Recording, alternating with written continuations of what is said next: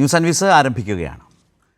മനുഷ്യരുടെ ആവശ്യങ്ങൾ വേഗത്തിൽ, നന്നായി, വൃത്തിയായി, സുതാര്യമായി സർക്കാർ നിറവേറ്റുക എന്ന നമ്മുടെ ആഗ്രഹം എത്ര സുന്ദരമായ നടക്കാത്ത ആഗ്രഹമെന്ന് കേരളത്തിൽ ഇനി ആർക്കും പറയാനാവില്ല. സർട്ടിഫിക്കറ്റുകൾക്ക് ഓഫീസുകൾ കയറി ചെരുപ്പ് തേഞ്ഞുവെന്ന് പറയുന്നതും ഇല്ലാതാവുന്ന കാലത്തിലേക്ക് ചുവടുവയ്ക്കാം. ഇക്കാര്യത്തിൽ അതിഗംഭീരമായൊരു ചുവടുവെപ്പാണ് കേരളം നടത്തിയത്. തദ്ദേശ സ്ഥാപനങ്ങളിൽ നിന്നുള്ള സർട്ടിഫിക്കറ്റുകൾ ഇനി മിനിറ്റുകൾ കൊണ്ട് നേടാം. ആഴ്ചകളും മാസങ്ങളും എടുത്തിരുന്ന അധ്വാനം അവസാനിക്കുന്നു. ജനന സർട്ടിഫിക്കറ്റ് ആയാലും മരണ സർട്ടിഫിക്കറ്റ് ആയാലും വിവാഹ സർട്ടിഫിക്കറ്റ് ആയാലും കിട്ടാൻ ഇനി മിനിറ്റുകൾ മതി. ശരിയായി വിവരങ്ങൾ ഓൺലൈനിലൂടെ അപ്ലോഡ് ചെയ്താൽ മാത്രം മതി. ഫയൽ നീക്കത്തിലെ ചുവപ്പ് നാട എന്ന പ്രശ്നം തദ്ദേശ സ്ഥാപനങ്ങളിൽ അവസാനിക്കുകയാണ്. കെ-സ്മാർട്ടിൽ 4.43 ലക്ഷം ഫയലുകൾ തീർപ്പാക്കിയത് 1 മണിക്കൂറിനുള്ളിലാണ്. 9.7 ലക്ഷം ഫയലുകൾ തീർപ്പാക്കിയത് 24 മണിക്കൂറുകൾക്ക് ഉള്ളിലുമാണ്. കഴിഞ്ഞ വർഷം ജനുവരി മുതൽ ഈ മാർച്ച് വരെ കെ-സ്മാർട്ടിലൂടെ തീർപ്പാക്കിയത് 35.65 ലക്ഷം ഫയലുകളാണ്. മാലിന്യമുക്ത നവകേരളമെന്ന നമ്മുടെ ദീർഘനാളായുള്ള ആഗ്രഹം, ആവശ്യം സുപ്രധാനമായ ഘട്ടത്തിലൂടെ കടന്നുപോകുന്നതും ഈ സാഹചര്യത്തിൽ പറയേണ്ടതുണ്ട്. കേരളത്തിലെ 19,489 വാർഡുകളിൽ 19,093 1034 തദ്ദേശ സ്ഥാപനങ്ങളിൽ 1027 ശുചിത്വ മികവിലേക്കെത്തി. അതായത് ഏതാണ്ട് 80% സ്ഥാപനങ്ങളാണ് ഈ നേട്ടം കൈവരിച്ചത്. ഇതിനു പിന്നിൽ പ്രവർത്തിച്ച ഹരിത കർമ്മ സേനാംഗങ്ങളെ പ്രത്യേകം ഓർക്കേണ്ടതുമുണ്ട്. ഇക്കാര്യങ്ങൾ പരിശോധിക്കുന്ന വൃത്തി കോൺക്ലേവ് തിരുവനന്തപുരത്ത് നടക്കുകയുമാണ്. കേരളം ഡബിൾ സ്മാർട്ട് ആവുമ്പോൾ സർക്കാരും അഭിനന്ദനം അർഹിക്കുന്നു. മാധ്യമങ്ങൾ കാണാതെ പോകുന്ന, ചർച്ച ചെയ്യാതെ പോകുന്ന റിയൽ കേരള സ്റ്റോറീസ് ആണിതൊക്കെ. ഇന്ന് ഈ ചർച്ചയിൽ പങ്കെടുക്കുന്നത് സംസ്ഥാനത്തിൻ്റെ തദ്ദേശ എക്സൈസ് വകുപ്പ് മന്ത്രി Shri M P Rajesh, H Salam MLA, doctor CN Manoj, director pelican കേന്ദ്ര. അദ്ദേഹം ഈ മാലിന്യ സംസ്കരണ രംഗത്തെ വിദഗ്ധനാണ്. അതുപോലെ ഡോക്ടർ പ്രേംകുമാർ, രാഷ്ട്രീയ നിരീക്ഷകൻ. ആദ്യം പ്രേംകുമാറിൽ നിന്ന് തന്നെ തുടങ്ങാമെന്ന് വിചാരിക്കുന്നു. പ്രേംകുമാർ, നമ്മൾ ഒരുപാട് രാഷ്ട്രീയ പ്രശ്നങ്ങളും മാധ്യമ സമീപനവുമൊക്കെ ചർച്ച ചെയ്യുന്ന ഒരുപാട് ചർച്ചകളിൽ പങ്കെടുത്തിട്ടുണ്ട്. വികസനം എന്നത് വളരെ പ്രധാനപ്പെട്ട ഒരു രാഷ്ട്രീയ പ്രശ്നം തന്നെയാണ് ഒരു സമൂഹത്തെ സംബന്ധിച്ച്. അത് കുറെ കൂടി സജീവമായി ഒരു തുടർ ഭരണത്തിലൂടെ ഏറ്റെടുക്കുന്ന കാര്യങ്ങൾ വളരെ സജീവമായി പൂർത്തീകരിച്ച് മുന്നോട്ട് പോകാൻ കഴിയും എന്ന ഒരു ബോധ്യത്തിലേക്ക് നാടെത്തിയ കാലമാണ്. 2016 തുടങ്ങിവെച്ച കാര്യങ്ങൾ അത് മുന്നോട്ട് കൊണ്ടുപോയി പൂർത്തീകരിച്ച് ജനങ്ങൾക്ക് കൊടുത്ത ഉറപ്പുകൾ എങ്ങനെയൊക്കെ പാലിക്കാം എന്നതിനെ സംബന്ധിച്ച് സർക്കാർ പല ഘട്ടത്തിലും അത് വളരെ വ്യക്തമായി തന്നെ അവതരിപ്പിച്ചിട്ടുണ്ട്. അതിലെ 2 സുപ്രധാന കാര്യങ്ങളാണ് ഞാനിന്ന് ആമുഖമായി സൂചിപ്പിച്ചത്. താങ്കൾ ശ്രദ്ധിച്ചിട്ടുണ്ടാകും എന്ന് വിചാരിക്കും. അതിലൊന്നാമത്തത് എടുക്കാം. അതിലൊന്നാമത്തത് ഈ കെ-സ്മാർട്ടാണ്. അത് വലിയൊരു മാറ്റമല്ലേ, വലിയൊരു ചേഞ്ച് അല്ലേ വരുത്താൻ പോകുന്നത് നമ്മുടെ ദൈനംദിന ജീവിതത്തിൽ? അതായത് കഴിഞ്ഞ 8 വർഷമായിട്ട് കേരളം കാണുന്നത്, കേരളത്തിന് കൃത്യമായിട്ട് ആവശ്യമുള്ള കാര്യങ്ങൾ വളരെ സിസ്റ്റമാറ്റിക് ആയിട്ട്, വളരെ മെത്തോഡിക്കലായിട്ട് നടപ്പിലാക്കുന്ന ഒരു ടീമിനെയാണ്, ഗവൺമെന്റിന്റെ ഒരു ടീമിനെയാണ് കാണുന്നത്. പറയുന്നത് ചെയ്യുകയും ചെയ്യാൻ പറ്റുന്നത് മാത്രം പറയുകയും ചെയ്യുന്ന ഒരു ടീമിനെയാണ് നമ്മൾ കാണുന്നത്. അതില് ഈ ടെക്നോളജിയുടെ യൂസേജ് എന്നുള്ളത് നമുക്കറിയാം. നമ്മുടെ കമ്പ്യൂട്ടറുകൾ ഒരു ദിവസം 3-4 വട്ടമെങ്കിലും നമ്മളോട് നിങ്ങൾ റോബോട്ട് അല്ല എന്ന് തെളിയിക്കൂ എന്ന് പറയുന്ന കാലത്താണ് നമ്മൾ ജീവിക്കുന്നത്. നമ്മളോട് ഇങ്ങോട്ട് ചോദിക്കുകയാണ്, prove that you are A human എന്ന് നമ്മുടെ കമ്പ്യൂട്ടറുകൾ ചോദിക്കുന്ന കാലത്താണ്. മനുഷ്യന്മാരെക്കാളും എത്രയോ സ്മാർട്ടായിട്ട് നമ്മൾ ക്രിയേറ്റ് ചെയ്ത ആർട്ടിഫിഷ്യൽ ഇന്റലിജൻസ് കാര്യങ്ങൾ നമുക്ക് വേണ്ടി ചെയ്തു തന്നുകൊണ്ടിരിക്കുന്ന കാലത്താണ്. ഇതിന്റെ യൂസേജ് എല്ലാ തലത്തിലും, ഗവേണൻസിലും പബ്ലിക് സർവീസിലും ഒക്കെ ലോകം മുഴുവൻ യൂസ് ചെയ്തുകൊണ്ടിരിക്കുന്നുണ്ട്. ഒരു വലിയ പരിധിവരെ ഇന്ത്യ മഹാരാജ്യവും ഈ സാധനം ചെയ്യുന്നുണ്ട്. ഇപ്പൊ കെ-സ്മാർട്ട് വഴി വിവാഹ സർട്ടിഫിക്കറ്റ് കിട്ടുന്നത് പോലെ തന്നെ നമുക്ക് ആധാർ ഓതന്റിക്കേഷനും, എന്താ പറയാ, മിനിസ്ട്രി ഓഫ് കമ്പനി അഫയേഴ്സിൽ നമ്മളെ DIN രജിസ്ട്രേഷൻ പോലുള്ള സാധനങ്ങൾ ഈ വീഡിയോ ഉപയോഗിച്ച് ഞാൻ കുറെ കാലമായിട്ട് ചെയ്യുന്നുണ്ട്. പക്ഷെ കേരളത്തിൽ ഇതിലുള്ള വലിയൊരു വ്യത്യാസം എന്താണെന്ന് വെച്ചാൽ, ഇത് തുടങ്ങുന്നത് താഴെ തട്ടിൽ നിന്നാണെന്നുള്ളതാണ്. താഴെ തട്ടുകളിൽ, പഞ്ചായത്തിലും വില്ലേജിലും ചെയ്യേണ്ടുന്ന കാര്യങ്ങൾ അത് സ്മാർട്ട് ആയിക്കൊണ്ടാണ് നമ്മൾ തുടങ്ങുന്നത്. അല്ലെങ്കിൽ സാധാരണ ഓൺടർപ്രീനേഴ്സിന് ഒരു ചെറിയ സ്ഥാപനം തുടങ്ങുമ്പോൾ ഒരു കെട്ടിടം രജിസ്റ്റർ ചെയ്യേണ്ട സമയത്ത്, അതിന്റെ നികുതി അടയ്ക്കേണ്ട സമയത്തുള്ള കാര്യങ്ങളിൽ തൊട്ടാണ് തുടങ്ങുന്നത്. എല്ലാവർക്കും, ഏറ്റവും താഴെത്തട്ടിലുള്ള ആളുകൾക്ക് പ്രാപ്യമാക്കുന്ന രീതിയിൽ. ഇത് പോസിബിൾ ആയ എന്തുകൊണ്ടാണെന്ന് വെച്ചാൽ, കേരളത്തിൽ വിദ്യാഭ്യാസത്തോടൊപ്പം അടിസ്ഥാന സൗകര്യ വികസനത്തോടൊപ്പം തന്നെ കേരളത്തിന്റെ എല്ലാ ഗ്രാമാന്തരങ്ങളും IT കണക്റ്റഡ് ആക്കി എന്നുള്ളത് കൊണ്ടാണ്. ഇങ്ങനൊരു സാധനം പോസിബിൾ ആയിട്ടുള്ളത് കെ ഫോൺ എന്ന് പറഞ്ഞ ഒരു വലിയ നെറ്റ്വർക്കിലൂടെ കേരളത്തിലെ മുഴുവൻ പഞ്ചായത്തുകളും വില്ലേജ് ഓഫീസുകളും കണക്ട് ചെയ്തു എന്നുള്ള ഒരു സംഗതിയിലൂടെയാണ് ഞാൻ പെട്ടെന്ന് ഓർക്കുന്നത് പ്രേംകുമാർ, നമ്മൾ പലപ്പോഴും ചർച്ചകളിൽ കേരളത്തിൻ്റെ നിയമസഭയിൽ തന്നെ അക്കാലത്ത് കഴിഞ്ഞ സർക്കാരിൻ്റെ കാലത്തെ പ്രതിപക്ഷ നേതാവ് തന്നെ സർക്കാർ എന്തിനാണ് കെ ഫോണിൻ്റെ പുറകെ പോകുന്നത്, ഇവിടെ മറ്റ് ഇൻ്റർനെറ്റ് പ്രൊവൈഡേഴ്സ് ഉണ്ടല്ലോ, സർക്കാരിൻ്റെ പണി ഇതൊക്കെയാണോ എന്ന് ചോദിച്ചിരുന്നു. അത് ഞാൻ സാന്ദർഭികമായി ഓർത്ത് ഒരു കാര്യം കൂടി ഇവിടെ ഈ ചർച്ചയിൽ അടക്കം ഞാൻ അതുകൂടി പറഞ്ഞുകൊണ്ട് പോകണമല്ലോ. കാരണം നമ്മുടെയൊക്കെ ചർച്ചകളിൽ രാഷ്ട്രീയം വളരെ പ്രധാനപ്പെട്ട ഒരു ഘടകം തന്നെയാണ്. ഞാൻ അതുകൊണ്ട് തന്നെ UDFൻ്റെ വിശേഷിച്ച് കോൺഗ്രസ് പ്രതിനിധിയെ പ്രതീക്ഷിച്ചു. അതിനനുസരിച്ച് ഞങ്ങൾ അവരുടെ മീഡിയ പാനലുമായി സംസാരിച്ചു. പതിവിലുമധികം നിരവധി ആളുകളോട് സംസാരിച്ചിട്ടും പല കാരണങ്ങൾ കൊണ്ട് സ്വാഭാവികമായി പല ഉത്തരവാദിത്തങ്ങളൊക്കെ ഉണ്ടാകും. പലരും ഈ ചർച്ചയിൽ നിന്ന് ഒഴിഞ്ഞു. ചർച്ചയുടെ ഒരു വിഷയം ഒരു പ്രധാനം തന്നെയാണ്. കാരണം ഇക്കാര്യങ്ങളിലൊന്നും പ്രതിപക്ഷത്തിനൊരു ബദൽ അവതരിപ്പിക്കാൻ കഴിഞ്ഞിട്ടില്ല. പക്ഷേ പല വിവാദങ്ങളുണ്ടാകുമ്പോൾ വിവാദങ്ങളുടെ പുറകെ സഞ്ചരിക്കുന്ന ഒരു മാധ്യമ പ്രതിപക്ഷ ഒരു സൊസൈറ്റി എന്നതിനപ്പുറത്തേക്ക് ഈ വിഷയങ്ങളിൽ സർക്കാരിനോട് കണ്ടസ്റ്റ് ചെയ്യാനോ ബദൽ അവതരിപ്പിക്കാനോ ഇതിലെ പിശകുകളുണ്ടെങ്കിൽ ചൂണ്ടിക്കാട്ടാനോ അതിൽ സർക്കാരിനെ കൊണ്ട് തിരുത്തിക്കാനോ കഴിയുന്നൊരു പ്രതിപക്ഷത്തെ നിർഭാഗ്യവശാൽ നമുക്ക് കാണാൻ ഇക്കാര്യങ്ങളിൽ കഴിഞ്ഞിട്ടില്ല. അതൊക്കെ കൊണ്ടുകൂടിയാകാം ഈ വിഷയങ്ങളിലെ ചർച്ചകളിൽ ഒരു താല്പര്യം പൊതുവെ കണ്ടതുമില്ല ആ ഭാഗത്ത് നിന്ന്. അല്ല, ബദൽ അവതരിപ്പിക്കുന്നത് പോട്ടെ, സർക്കാർ ഇത്തരത്തിലുള്ള കാര്യങ്ങൾ നടപ്പിലാക്കുന്നതിന്റെ അകത്ത് ലിമിറ്റേഷൻസ് ഉണ്ടെന്നും പ്രശ്നങ്ങളുണ്ടെന്നും സർക്കാരിനറിയാം, നമുക്കറിയാം. ഞാൻ പലപ്പോഴും പറഞ്ഞിട്ടുണ്ട്. അതുപോലും കണ്ടുപിടിച്ച് പറയാനുള്ള ത്രാണിയോ ശേഷിയോ താല്പര്യമോ ഇവർക്കില്ല. നിങ്ങൾ പറഞ്ഞ അന്നത്തെ പരാമർശം ഞാൻ പറയാൻ വരികയായിരുന്നു, വളരെ മനോഹരമായിരുന്നു. രമേശ് ചെന്നിത്തല വളരെ നിഷ്കളങ്കം എന്ന പോലെ ചോദിക്കുകയാണ്, എന്തിനാണ് ഇനിയും നമ്മൾ ലോണൊക്കെ എടുത്തിട്ട് ഇങ്ങനെ കേബിളൊക്കെ ഇടുന്നത്, നമുക്കൊക്കെ ഇന്റർനെറ്റ് കിട്ടുന്നുണ്ടല്ലോ. ഇത് പണ്ട് ഫ്രഞ്ച് വിപ്ലവത്തിന്റെ കാര്യത്തിൽ ഒരാൾ പറഞ്ഞതുപോലെയാണ്, ബ്രെഡ് ഇല്ലെങ്കിൽ എന്താ കേക്ക് വാങ്ങിച്ച് നിന്നൂടെ എന്ന് ചോദിച്ചിട്ടുണ്ടായിരുന്നു, കേക്ക് കിട്ടുമല്ലോ എന്ന്. അതുപോലെ രമേശ് ചെന്നിത്തലയ്ക്ക് ഇന്റർനെറ്റ് കിട്ടുന്നുണ്ടെന്നേ, അദ്ദേഹത്തിന്റെ കുടുംബത്തിനും കിട്ടുന്നുണ്ട്, നിയമസഭയിലുള്ള എല്ലാ ആൾക്കാർക്കും കിട്ടുന്നുണ്ട്. പിന്നെ എന്തിനാണ് ഈ കണ്ട ആദിവാസി കുടിലുകളിലേക്കും വയനാട്ടിലേക്കും വെലങ്ങാട്ടേക്കും ഒക്കെ ഇങ്ങനെ കേബിൾ വലിക്കുന്നതെന്നാണ് ചോദ്യം. അതിന്റെ ഉത്തരമാണ് ഇന്നത്തതിലൂടെ വരുന്നത്. സർവ്വതല സ്പർശിയായ വികസനം എന്ന് പറയുന്ന പോലെ കേരളത്തിന്റെ, ഇത് സത്യത്തിൽ ഗാന്ധിജിയുടെ സ്വപ്നമാണ്, ഗ്രാമങ്ങളിലാണ് സ്വാതന്ത്ര്യം, എന്താ പറയുക, ഇന്ത്യയുടെ ആത്മാവ് എന്നൊക്കെ പറഞ്ഞ് സകല ഗ്രാമങ്ങളെയും ഏറ്റവും താഴെ തട്ടിലുള്ള സർവീസസിനെയും ആളുകളെയും പോലും ഈ ഇൻഫർമേഷൻ ഹൈവേയുടെ ഭാഗമായിട്ട് കണക്ട് ചെയ്യുന്നു. അങ്ങനെ കണക്ട് ചെയ്യാൻ പറ്റുന്നു എന്നുള്ളത് ഇത് ഒരു ഗ്ലോബൽ പെർസ്പെക്റ്റീവിൽ ആലോചിക്കുമ്പോൾ അത്ര വലിയൊരു സംഭവമൊന്നുമല്ല. പക്ഷെ ഒരു ഇന്ത്യൻ കോണ്ടെക്സ്റ്റിൽ ആലോചിക്കുന്ന സമയത്ത് കേരളമാണ് ഇത് ആദ്യം നടപ്പിലാക്കിയെന്നുള്ളത് നമുക്ക് വലിയ വലിയ പ്രതീക്ഷ നൽകുന്നതാണ്. കഴിഞ്ഞ 2021 ഇലക്ഷനിൽ ഞങ്ങൾ അധികാരത്തിൽ വന്നാൽ ആചാര സംരക്ഷണ നിയമം കൊണ്ടുവരുമെന്ന് പറഞ്ഞ ആൾക്കാരാണ് കോൺഗ്രസ്സുകാർ. ആചാരം സംരക്ഷിക്കാനുള്ള നിയമം കൊണ്ടുവരുന്നതാണ്. ഞങ്ങൾ വന്നാൽ കെ ഫോൺ പൂട്ടും എന്ന് പറഞ്ഞ ആളുകളാണ്. എന്താ എനിക്ക് അറിയില്ല. സത്യം പറഞ്ഞാല് ഒരു പരിധി വരെയൊക്കെ ഇതിന്റെ ക്രെഡിറ്റ് എടുക്കാനുള്ള, ഈ പ്രൊജക്ടിന്റെ അല്ല മൊത്തം കേരളത്തിന്റെ വികസനത്തിന്റെ ക്രെഡിറ്റ് എടുക്കാനുള്ള ഒരു റൈറ്റ് UDFനുണ്ട്, കോൺഗ്രസിനുണ്ട്. അവർ കുറെ കാര്യങ്ങൾ ചെയ്തിട്ടുണ്ടെന്നേ. അതുപോലും പറയാൻ പറ്റാതെ എന്ത് കാര്യം നമ്മൾ ചെയ്യണം എന്ന് പറഞ്ഞാലും പറ്റില്ല, തടയും എന്നിങ്ങനെ വിളിച്ചു പറയുകയും, എന്നാ പിന്നെ ഏതെങ്കിലും തരത്തിലുള്ള പ്രതിരോധം തീർക്കാൻ പറ്റുമോ? അത് തീർക്കാൻ പറ്റൂല. പിന്നെ ഈ ഒരു ചർച്ചയിൽ കോൺഗ്രസിന് പ്രതിനിധി ഇല്ലാത്തതിൽ എനിക്ക് പ്രത്യേകിച്ച് സങ്കടം തോന്നുന്നില്ല കേട്ടോ. ഇനി അഥവാ ഉണ്ടെങ്കിലും അവർ വേറെ എന്തെങ്കിലും ഒക്കെ ഇങ്ങനെ വിളിച്ചു പറയുകയാണ് ചെയ്യുക, എന്തെങ്കിലും ഈ വിഷയവുമായിട്ടോ ഇതിന്റെ പ്രശ്നങ്ങളെ പറ്റിയിട്ടോ ഒന്നും അറിയില്ല. ഇനി നാളെ ചർച്ച വരും കേട്ടോ. എവിടെയെങ്കിലും ഏതെങ്കിലും ഒരു വിവാഹ സർട്ടിഫിക്കറ്റിന്റെ അകത്ത് ഒരാൾ കൊടുക്കുന്നതിന്റെ അകത്ത് പേര് തെറ്റിപ്പോവുകയോ അച്ഛന്റെ പേര് തെറ്റിപ്പോവുകയോ ചെയ്താൽ, എൻട്രി ചെയ്യുന്നതിന്റെ അകത്ത് അച്ഛന്റെ പേര് തെറ്റിപ്പോയാൽ വരുന്ന സർട്ടിഫിക്കറ്റിന്റെ അകത്ത് മിസ്റ്റേക്ക് ഉണ്ടാവും. ആ മിസ്റ്റേക്ക് ചൂണ്ടിക്കാണിച്ചുകൊണ്ട് നിങ്ങൾക്ക് ഒരു സംശയവും വേണ്ട, ചാനലുകളിൽ ബ്രേക്കിംഗ് ന്യൂസ് വരും. നമ്മൾ കണ്ടിട്ടുള്ളതാണ്. ഒരാളുടെ പേരിലുള്ള കാറാണ്, അദ്ദേഹം മരിച്ചുപോയി എന്നുള്ള കാര്യം RTO ഓഫീസിൽ അറിയിച്ചിട്ടില്ല. ആ കാർ ഓവർ സ്പീഡ് ചെയ്യുന്നു, AI ക്യാമറയിൽ ആരുടെ പേരിലാണോ കാർ അയാളുടെ പേരിൽ നോട്ടീസ് വരുന്നു. അപ്പൊ അത് വാർത്തയായിരുന്നു, മരിച്ചുപോയ ആളുടെ പേരിൽ നോട്ടീസ് വന്നിരിക്കുന്നു, എന്തൊരു AI ക്യാമറയാണെന്ന് പറഞ്ഞിട്ട്. ശരത്ത് ദേവി ഇത് വെയിറ്റ് ചെയ്യൂ, 2-3 ദിവസത്തിനിടയ്ക്ക് ഏതെങ്കിലും സർട്ടിഫിക്കറ്റിൽ എവിടെയെങ്കിലും വരുന്ന എന്തെങ്കിലും ഒരു അക്ഷരത്തേറ്റ് കണ്ടുപിടിച്ചിട്ട് രമേശ് ചെന്നിത്തലയും VD സതീശനും യാതൊരു സംശയവും വേണ്ട പത്രസമ്മേളനം നടത്തും. ഇത് ഞങ്ങളുടെ കാലത്ത് 50 കൊല്ലം മുമ്പേ ഇത് തുടങ്ങിയിട്ടുണ്ടായിരുന്നു എന്ന് K സുധാകരൻ നാളെ എമ്പുരാൻ സിനിമ CPM-മാരാണ് കുഴപ്പമുണ്ടാക്കുന്നത് പറഞ്ഞ K സുധാകരൻ നാളെയോ മറ്റന്നാളോ പ്രസ്താവന ഇറക്കും. നിങ്ങൾ അതിനെപ്പറ്റി ബേജാറാവേണ്ടതില്ല എന്നാ എനിക്ക് തോന്നുന്നത്. തദ്ദേശ സ്വയംഭരണ വകുപ്പിന്റെ മന്ത്രിയാണ് ഇത് ഇനിഷ്യേറ്റ് ചെയ്തെന്നുള്ളതാണ്. IT വകുപ്പിനേക്കാൾ കൂടുതൽ തദ്ദേശ സ്വയംഭരണ സ്ഥാപനങ്ങളിലാണ് ഇത്തരത്തിലുള്ള റെവല്യൂഷൻ നടക്കുന്നത്.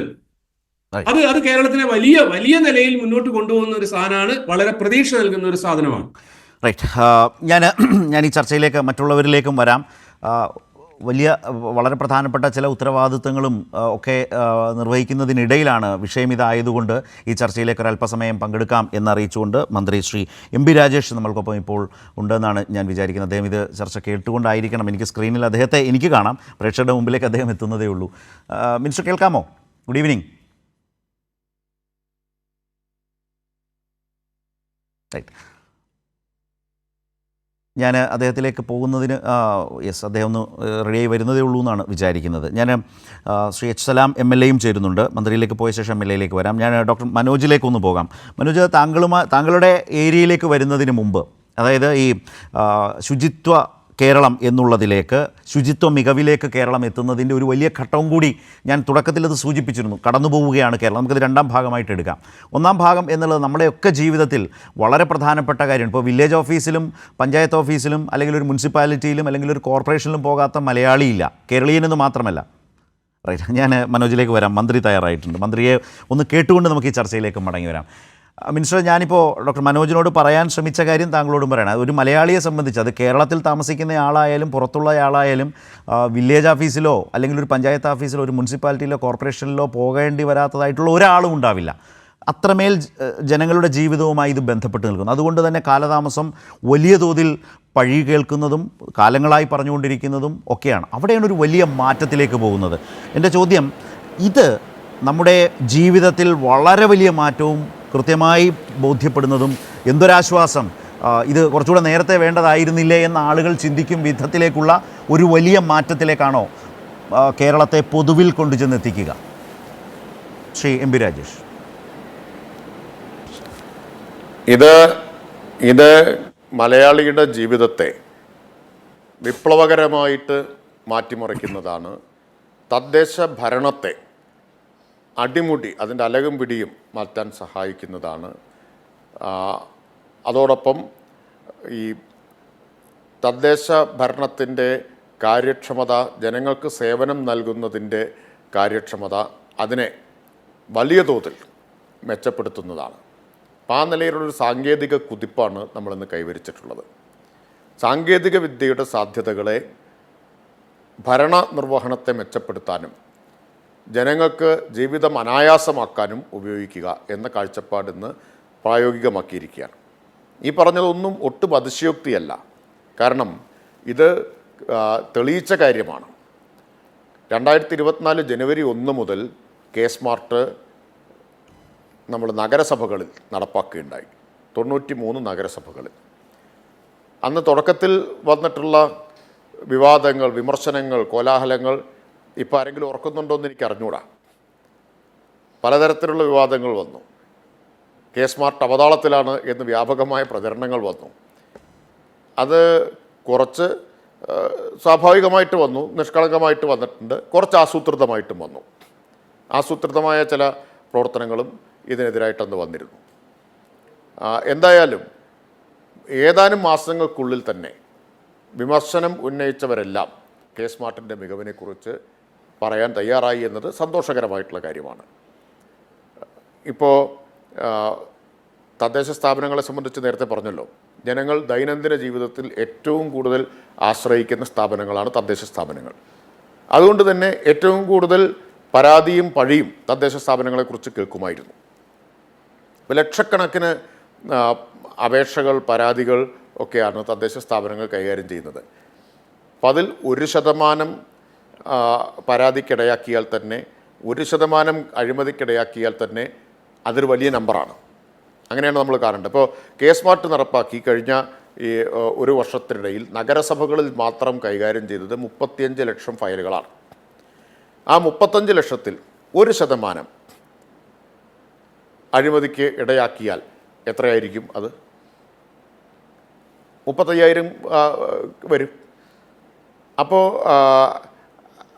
അത്ര വലിയ വ്യാപ്തിയാണ് തദ്ദേശ സ്ഥാപനങ്ങൾക്കുള്ളത്. അവിടെയാണ് ഇപ്പോൾ ഫയൽ തീർപ്പാക്കുന്നതിൽ, സേവനങ്ങൾ ഡെലിവറി ചെയ്യുന്നതിൽ ഒക്കെ അതിവേഗം നമുക്ക് കൈവരിക്കാൻ കഴിഞ്ഞിട്ടുള്ളത്. ഞാനിന്ന് അവിടെ അധ്യക്ഷ പ്രസംഗത്തിലൊരു കാര്യം പറഞ്ഞു. മന്ത്രിയായി ചുമതല ഏറ്റെടുത്ത ഉടൻ എനിക്ക് വാട്സാപ്പിലൊരു പരാതി, മാസങ്ങളായിട്ട് ബിൽഡിംഗ് പെർമിറ്റിന് അപേക്ഷിച്ച് കിട്ടാത്തൊരാളുടെ പരാതി, ഒരു നഗരസഭയെക്കുറിച്ച് ആ പരാതിയിൽ പറഞ്ഞത്, അതിനകത്ത് കയറിയാൽ, ഒരിക്കൽ കയറിയാൽ ഒരു പന്നിപ്പടക്കമെങ്കിലും എറിയാതെ തിരിച്ചിറങ്ങാൻ തോന്നില്ല എന്നാണ്. അത്ര രോഷത്തോടു കൂടിയാണ്. അവിടെ നിന്നാണ് ഇപ്പോൾ 9 സെക്കൻഡ് കൊണ്ട് ബിൽഡിംഗ് പെർമിറ്റ് 3200 സ്ക്വയർ ഫീറ്റ് വരെ ഉള്ളതാണെങ്കിൽ 9 സെക്കൻഡ് കൊണ്ട് കിട്ടുന്ന നില കൈവന്നിട്ടുള്ളത്. നിങ്ങളുടെ പ്ലാൻ ചട്ടപ്രകാരമാണെങ്കിൽ സബ്മിറ്റ് ചെയ്താൽ 9 സെക്കൻഡിൽ പെർമിറ്റ് ഡൗൺലോഡ് ചെയ്യാം, അല്ലെങ്കിൽ നിങ്ങളുടെ വാട്സാപ്പിലേക്ക് കിട്ടും. പ്ലാൻ ചട്ടപ്രകാരമായിരിക്കണം. ചട്ടലംഘനമുണ്ടെങ്കിൽ സബ്മിറ്റ് ചെയ്യാൻ പറ്റില്ല. ചട്ടപ്രകാരമാണെങ്കിൽ സബ്മിറ്റ് ചെയ്യാം. സബ്മിറ്റ് ചെയ്താൽ ഉടൻ പെർമിറ്റ് കിട്ടുകയാണ്. മുമ്പ് മാസങ്ങളെടുത്തിരുന്ന കാര്യമാണ്. വിവാഹ രജിസ്ട്രേഷൻ്റെ കാര്യം കൈരളിയുടെ തന്നെ ഒരു വാർത്ത ഞാൻ കാണുകയുണ്ടായി. ഇന്ന് അവിടെ വെച്ച് വീഡിയോ KYC വഴി രജിസ്ട്രേഷൻ നടത്തി സർട്ടിഫിക്കറ്റ് അപ്പോൾ തത്സമയം കൈമാറിയ ദമ്പതികളെ ഇൻ്റർവ്യൂ ചെയ്തുകൊണ്ടുള്ളൊരു വാർത്ത കാണുകയുണ്ടായി. 63,000 വിവാഹം കഴിഞ്ഞൊരു വർഷം കേരളത്തിലെ നഗരസഭകളിൽ രജിസ്റ്റർ ചെയ്തതിൽ 21,000-വും വീഡിയോ KYC പ്രകാരമാണ്. ഭാര്യ മാനന്തവാടിയിലും ഭർത്താവ് കാനഡയിലും ഇരുന്ന് വിവാഹം രജിസ്റ്റർ ചെയ്ത വാർത്ത നമ്മൾ വായിക്കുകയുണ്ടായി. വിപ്ലവകരമായിട്ടൊരു മാറ്റമല്ലേ ഇതൊക്കെ. അതുപോലെ നോ യുവർ ലാൻഡ് എന്ന ഫീച്ചറുണ്ട് സ്മാർട്ട് ആപ്ലിക്കേഷന്. നോ യുവർ ലാൻഡ് എന്ന ഫീച്ചർ ഈ മൊബൈൽ ഫോണും ആയിട്ട് നിങ്ങളുടെ ഭൂമിയിൽ ഒന്ന് നടന്നു വന്നാൽ ആ ഭൂമിയിൽ അനുവദനീയമായിട്ടുള്ള നിർമ്മാണ പ്രവർത്തനങ്ങൾ ഏതെല്ലാമാണ്, അത് എയർപോർട്ട് സോണിൽ വരുമോ, റെയിൽവേ സോണിൽ വരുമോ, CRZ വരുമോ എന്ന കാര്യമെല്ലാം നിങ്ങൾക്ക് മനസ്സിലാക്കാൻ പറ്റും. അത്തരം മേഖലകളിലെല്ലാമുള്ള ഭൂമി പോയി വാങ്ങി അപകടത്തിൽപ്പെടുന്ന സാഹചര്യം ഇനി ഉണ്ടാവില്ല. ലൈസൻസ് നിങ്ങൾക്ക് പുതുക്കാൻ ഇപ്പോൾ ഏതാനും മിനിറ്റുകൾ മതി. സെൽഫ് ഡിക്ലറേഷൻ വഴി സബ്മിറ്റ് ചെയ്താൽ മിനിറ്റുകൾക്കുള്ളിൽ ലൈസൻസ് പുതുക്കാൻ പറ്റും. ബിൽഡിംഗ് സർട്ടിഫിക്കറ്റ് എടുക്കാൻ പറ്റും. ഇന്ന് എൻ്റെ ബിൽഡിംഗ് സർട്ടിഫിക്കറ്റ് അവിടെ എടുത്ത് കാണിക്കുകയുണ്ടായി.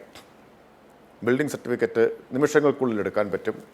അപ്പോൾ ഇതൊക്കെ വിപ്ലവകരമായിട്ടൊരു മാറ്റമാണ്. ജനന മരണ രജിസ്ട്രേഷനുകൾ മിനിറ്റുകൾക്കുള്ളിൽ നിങ്ങൾക്ക് ലഭ്യമാവുകയാണ്. അപ്പോൾ ഓഫീസിലേക്ക് നടന്ന് ചെരുപ്പ് തേഞ്ഞു എന്ന പ്രയോഗം ഇനി കേരളത്തിൽ തദ്ദേശ സ്ഥാപനങ്ങളെ സംബന്ധിച്ച് എന്തായാലും ഉണ്ടാവില്ല. കാരണം ആരും ഓഫീസിൽ പോകേണ്ട കാര്യമില്ല. സർക്കാർ ഉദ്ദേശിക്കുന്നത് തന്നെ തദ്ദേശ സ്ഥാപനങ്ങളിലേക്ക് ആരും അവരുടെ സേവനം അല്ലെങ്കിൽ അവകാശം നേടാൻ ചെല്ലാത്ത സാഹചര്യം ഉണ്ടാക്കുക. കയ്യിലൊരു സ്മാർട്ട് ഫോൺ ഉണ്ടെങ്കിൽ ലോകത്തെവിടെ ഇരുന്നും കേരളത്തിലെ ഏത് തദ്ദേശ സ്ഥാപനത്തിലെയും ഏത് സേവനവും നിങ്ങൾക്ക് വിരൽത്തുമ്പിൽ ലഭ്യമാവുമെന്നതാണ് സ്മാർട്ട് ആപ്ലിക്കേഷൻ്റെ പ്രത്യേകത. ഇത് കഴിഞ്ഞ ഒരു വർഷം വിജയകരമായി നാം നഗരസഭകളിൽ നടപ്പാക്കി ഇപ്പോൾ എല്ലാ പഞ്ചായത്തുകളിലേക്കും അത് വ്യാപിപ്പിച്ചിരിക്കുന്നു. അപ്പോൾ അഭിമാനകരമായിട്ടുള്ള ഒരു നേട്ടം തന്നെയാണ് നമ്മൾ കൈവരിച്ചിട്ടുള്ളത്. ഓഫീസ് സമയത്തെ പൊളിച്ചെഴുതി. ഇപ്പോൾ 10 to 5 എന്ന ഓഫീസ് സമയം മാറി. ജീവനക്കാർക്ക് വീട്ടിൽ പോയിട്ട് അവർക്ക് സൗകര്യമുള്ള സമയത്തും ഫയലുകൾ തീർപ്പാക്കാം. അങ്ങനെ തീർപ്പാക്കിയ 4 ലക്ഷത്തോളം ഫയലുകളുണ്ട്. 4 ലക്ഷത്തോളം ഫയലുകൾ രാത്രി 10 മണിക്ക് രാവിലെ 6 മണിക്കിടയിൽ തീർപ്പാക്കിയതുണ്ട്. 1.5 ലക്ഷത്തിലധികം ഫയലുകൾ അവധി ദിനങ്ങളിൽ തീർപ്പാക്കിയത്, സർട്ടിഫിക്കറ്റുകൾ ഇഷ്യൂ ചെയ്തതുണ്ട്. വിഷു, ഓണോ, തിരുവാതിര എന്നൊന്നും പ്രശ്നമില്ല. അവധി ദിനങ്ങളിലും സർട്ടിഫിക്കറ്റുകൾ ഇഷ്യൂ ചെയ്യാം വേണമെങ്കിൽ. 24 മണിക്കൂറിനകം തീർപ്പാക്കിയ ഫയലുകളുടെ എണ്ണം 10 ലക്ഷമാണ്. അപ്പോൾ അത്ഭുതകരമായിട്ടുള്ളൊരു മാറ്റത്തിലേക്കാണ് ഇത് നയിക്കുന്നത്. അല്ല, അതെന്ന് പറയുന്നത് ഈ കഴിഞ്ഞ ഒരു വർഷക്കാലം മുനിസിപ്പാലിറ്റികളിൽ നഗര കേന്ദ്രീകൃതമായി മാത്രം തദ്ദേശ സ്ഥാപനങ്ങളിൽ പരീക്ഷണാടിസ്ഥാനത്തിൽ നടത്തിയതിൽ നിന്നുമാണ് ഈ കണക്ക്. ഇതിന് ഈ മുഴുവൻ തദ്ദേശ ഭരണ സ്ഥാപനങ്ങളിലേക്കും ത്രിതല പഞ്ചായത്ത് സംവിധാനത്തിലേക്കും ഒക്കെ വ്യാപിപ്പിക്കുമ്പോൾ ഇതുകൊണ്ടുണ്ടാകാൻ പോകുന്നൊരു മാറ്റത്തെ സംബന്ധിച്ചൊരു കണക്കുകൂട്ടൽ തദ്ദേശ ഭരണ വകുപ്പ് മന്ത്രി എന്ന നിലയിൽ താങ്കൾക്കുണ്ടാകുമല്ലോ. രാവിലെ ഞങ്ങൾ executive director doctor Santhosh Babu IAS ഞങ്ങളുടെ മോർണിംഗ് ഷോയിൽ പങ്കെടുത്തിരുന്നു. അപ്പോൾ ഒരുപാട് ആളുകൾ ഇങ്ങനെ ചോദിക്കുന്നുണ്ടായിരുന്നു, പഴക്കം ചെന്ന ജനന സർട്ടിഫിക്കറ്റ് കിട്ടുമോ എന്നൊക്കെ ചോദിക്കുന്ന ചോദ്യങ്ങളുണ്ട്. കാരണം എപ്പോഴും അലട്ടുന്നത് ഇത്തരം പ്രശ്നങ്ങളാണല്ലോ. അപ്പോൾ അത്തരം കാര്യങ്ങൾ അപ്പോൾ അത്തരം പല ചോദ്യങ്ങളും വന്നു. വിവരാവകാശം വഴി ചോദിക്കാൻ പറ്റുമോ എന്ന ചോദ്യങ്ങളൊക്കെ ഉണ്ടായിരുന്നു. ഏതായാലും ഇതിലേക്കൊക്കെ പോകാൻ കഴിയുന്നത് യഥാർത്ഥത്തിൽ മുമ്പ് പറഞ്ഞതുപോലെ ഫോൺ പോലെ ഈ സർക്കാരിൻ്റെ 2016 തുടങ്ങിയ ഒരു സർക്കാരിൻ്റെ പൊതുവായ കാഴ്ചപ്പാടുകളുടെ ഒരു തുടർച്ചയിൽ നിന്നുകൊണ്ടാണോ ഇത്ര വലിയൊരു സാധ്യതയിലേക്ക് ഇപ്പോൾ ഈ 2025 പോകാനായത് എന്നത് ഒരു കാര്യം. രണ്ടാമത്തെ കാര്യം, നമ്മളെ ഇക്കാര്യങ്ങളിലും രാജ്യത്തെ മറ്റ് സംസ്ഥാനങ്ങളും കേന്ദ്ര സർക്കാരും കൂടുതൽ ശ്രദ്ധിക്കുന്നതിന് ഇടവരുത്തുമോ? നമുക്ക് മുമ്പിൽ മാതൃകകളില്ല നമ്മുടെ രാജ്യത്ത്, സംസ്ഥാനങ്ങളിൽ. നമ്മളാണ് പലപ്പോഴും ഇത്തരം കാര്യങ്ങളിൽ രാജ്യത്തിന് മാതൃകയായിക്കൊണ്ടിരിക്കുന്നത്. ഇതും അങ്ങനെയാണോ?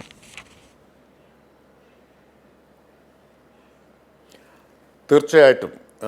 ഒന്നാമത്തെ കാര്യം, 1948 മുതലുള്ള എല്ലാ രേഖകളും ഇപ്പോൾ ഡിജിറ്റൈസ് ചെയ്ത് കഴിഞ്ഞു. തദ്ദേശ സ്ഥാപനങ്ങളിലെ 48 മുതലുള്ള ഏതാണ്ട് 2 കോടി ഫയലുകൾ ഇപ്പോൾ ഇതിലേക്ക് മാറ്റിക്കഴിഞ്ഞു, ഈ സംവിധാനത്തിലേക്ക്. എൻ്റെ ലഭ്യമായ കണക്കനുസരിച്ച് 200 കോടി ഡോക്യുമെൻറ്റ്സ് പോർട്ട് ചെയ്ത് കഴിഞ്ഞിട്ടുണ്ട്. വലിയൊരു എഫർട്ടാണ് ഇതിനു വേണ്ടി എടുത്തിട്ടുള്ളത്. അത് തീർച്ചയായിട്ടും സമാനതകളില്ലാത്ത ഒന്ന് തന്നെയാണ്. വളരെ സർക്കാരിൻ്റെ നിർബന്ധ ബുദ്ധിയോട് കൂടിയിട്ടുള്ള നിരന്തരമായിട്ടുള്ള റിവ്യൂ, പരിശോധന, ഇതിൻ്റെ വിലയിരുത്തലുകൾ, അതിൻ്റെ അടിസ്ഥാനത്തിലാണ് സമയബന്ധിതമായിട്ട് നമുക്ക് നടപ്പാക്കാൻ കഴിഞ്ഞത്. നവംബർ 1 നടപ്പാക്കാൻ കഴിയുമായിരുന്നു. നവംബർ 1 പഞ്ചായത്തിൽ കൊണ്ടുവരാൻ തയ്യാറായിരുന്നു. പക്ഷേ ഒരു സാമ്പത്തിക വർഷത്തിൻ്റെ മധ്യത്തിൽ കൊണ്ടുവരുമ്പോൾ ഉണ്ടാകാവുന്ന ചില സങ്കീർണതകൾ ആലോചിച്ച് അത് ഏപ്രിലിലേക്ക് മാറ്റിവെച്ചതാണ്. ഏപ്രിലാവുമ്പോൾ പുതിയ സാമ്പത്തിക വർഷം തുടങ്ങുകയാണ്. ഒരു പ്രത്യേകത കൂടി ഉണ്ട്, ഈ അഴിമതിക്കിത് സാധ്യതയില്ലാതാക്കുന്നു എന്നതാണ്. ഇപ്പോൾ ആളുകൾ നേരിട്ട് ഓഫീസിൽ വരുമ്പോഴാണല്ലോ കൈക്കൂലിയുടെയും അഴിമതിയുടെയൊക്കെ പ്രശ്നം വരുന്നത്. നിങ്ങൾക്ക് ഒരു ജീവനക്കാരനെയും പോയി കാണണ്ട, ഒരു ജീവനക്കാരൻ്റെയും മുമ്പിൽ പോയി കൈകൂപ്പി നിൽക്കണ്ട, യാചിച്ച് നിൽക്കണ്ട. നിങ്ങൾക്ക് മൊബൈൽ ഫോൺ എടുത്ത് കെ സ്മാർട്ട് ആപ്ലിക്കേഷനിൽ കയറിയാൽ ഏത് സേവനവും കിട്ടുമെങ്കിൽ പിന്നെ കൈക്കൂലി കൊടുക്കേണ്ട പ്രശ്നം വരുന്നില്ല. അതുപോലെ തന്നെ ഇപ്പോൾ കോൺട്രാക്ടർമാർക്ക്, പഞ്ചായത്തിലൊരു വർക്ക് ഏറ്റെടുത്ത് നടത്തിയ കോൺട്രാക്ടർക്ക് അവർക്ക് പ്രത്യേകമായിട്ടുള്ള ഡിജിറ്റൽ പേയ്മെൻറ്റ് സംവിധാനം കെ സ്മാർട്ടിൽ വികസിപ്പിച്ചിട്ടുണ്ട്. കെഫ്റ്റ് എന്ന പേരിൽ ഈ fund transfer, electronic fund transfer സംവിധാനം. അത് ഓൺലൈനായിട്ട് ബില്ല് സബ്മിറ്റ് ചെയ്താൽ മതി. നേരിട്ട് ഓഫീസിൽ പോകേണ്ട കാര്യമില്ല. ഓൺലൈനായി സബ്മിറ്റ് ചെയ്താൽ 1 മണിക്കൂറിനകം അക്കൗണ്ടിൽ പണം എത്തും. അപ്പോൾ ബില്ല് മാറുന്ന സമയത്ത് ബന്ധപ്പെട്ടവരെ സന്തോഷിപ്പിക്കുക എന്ന പ്രശ്നം ഇനി ഉദിക്കുന്നില്ല എന്നർത്ഥം. ഇനി രാജ്യത്ത് മാതൃകയുണ്ടോ എന്ന ചോദ്യത്തിന് തീർച്ചയായിട്ടും ഇല്ല. നമ്മുടെ മുമ്പിലുണ്ട്. നമ്മുടെ മുമ്പിൽ ILGMS ഉണ്ടായിരുന്നു.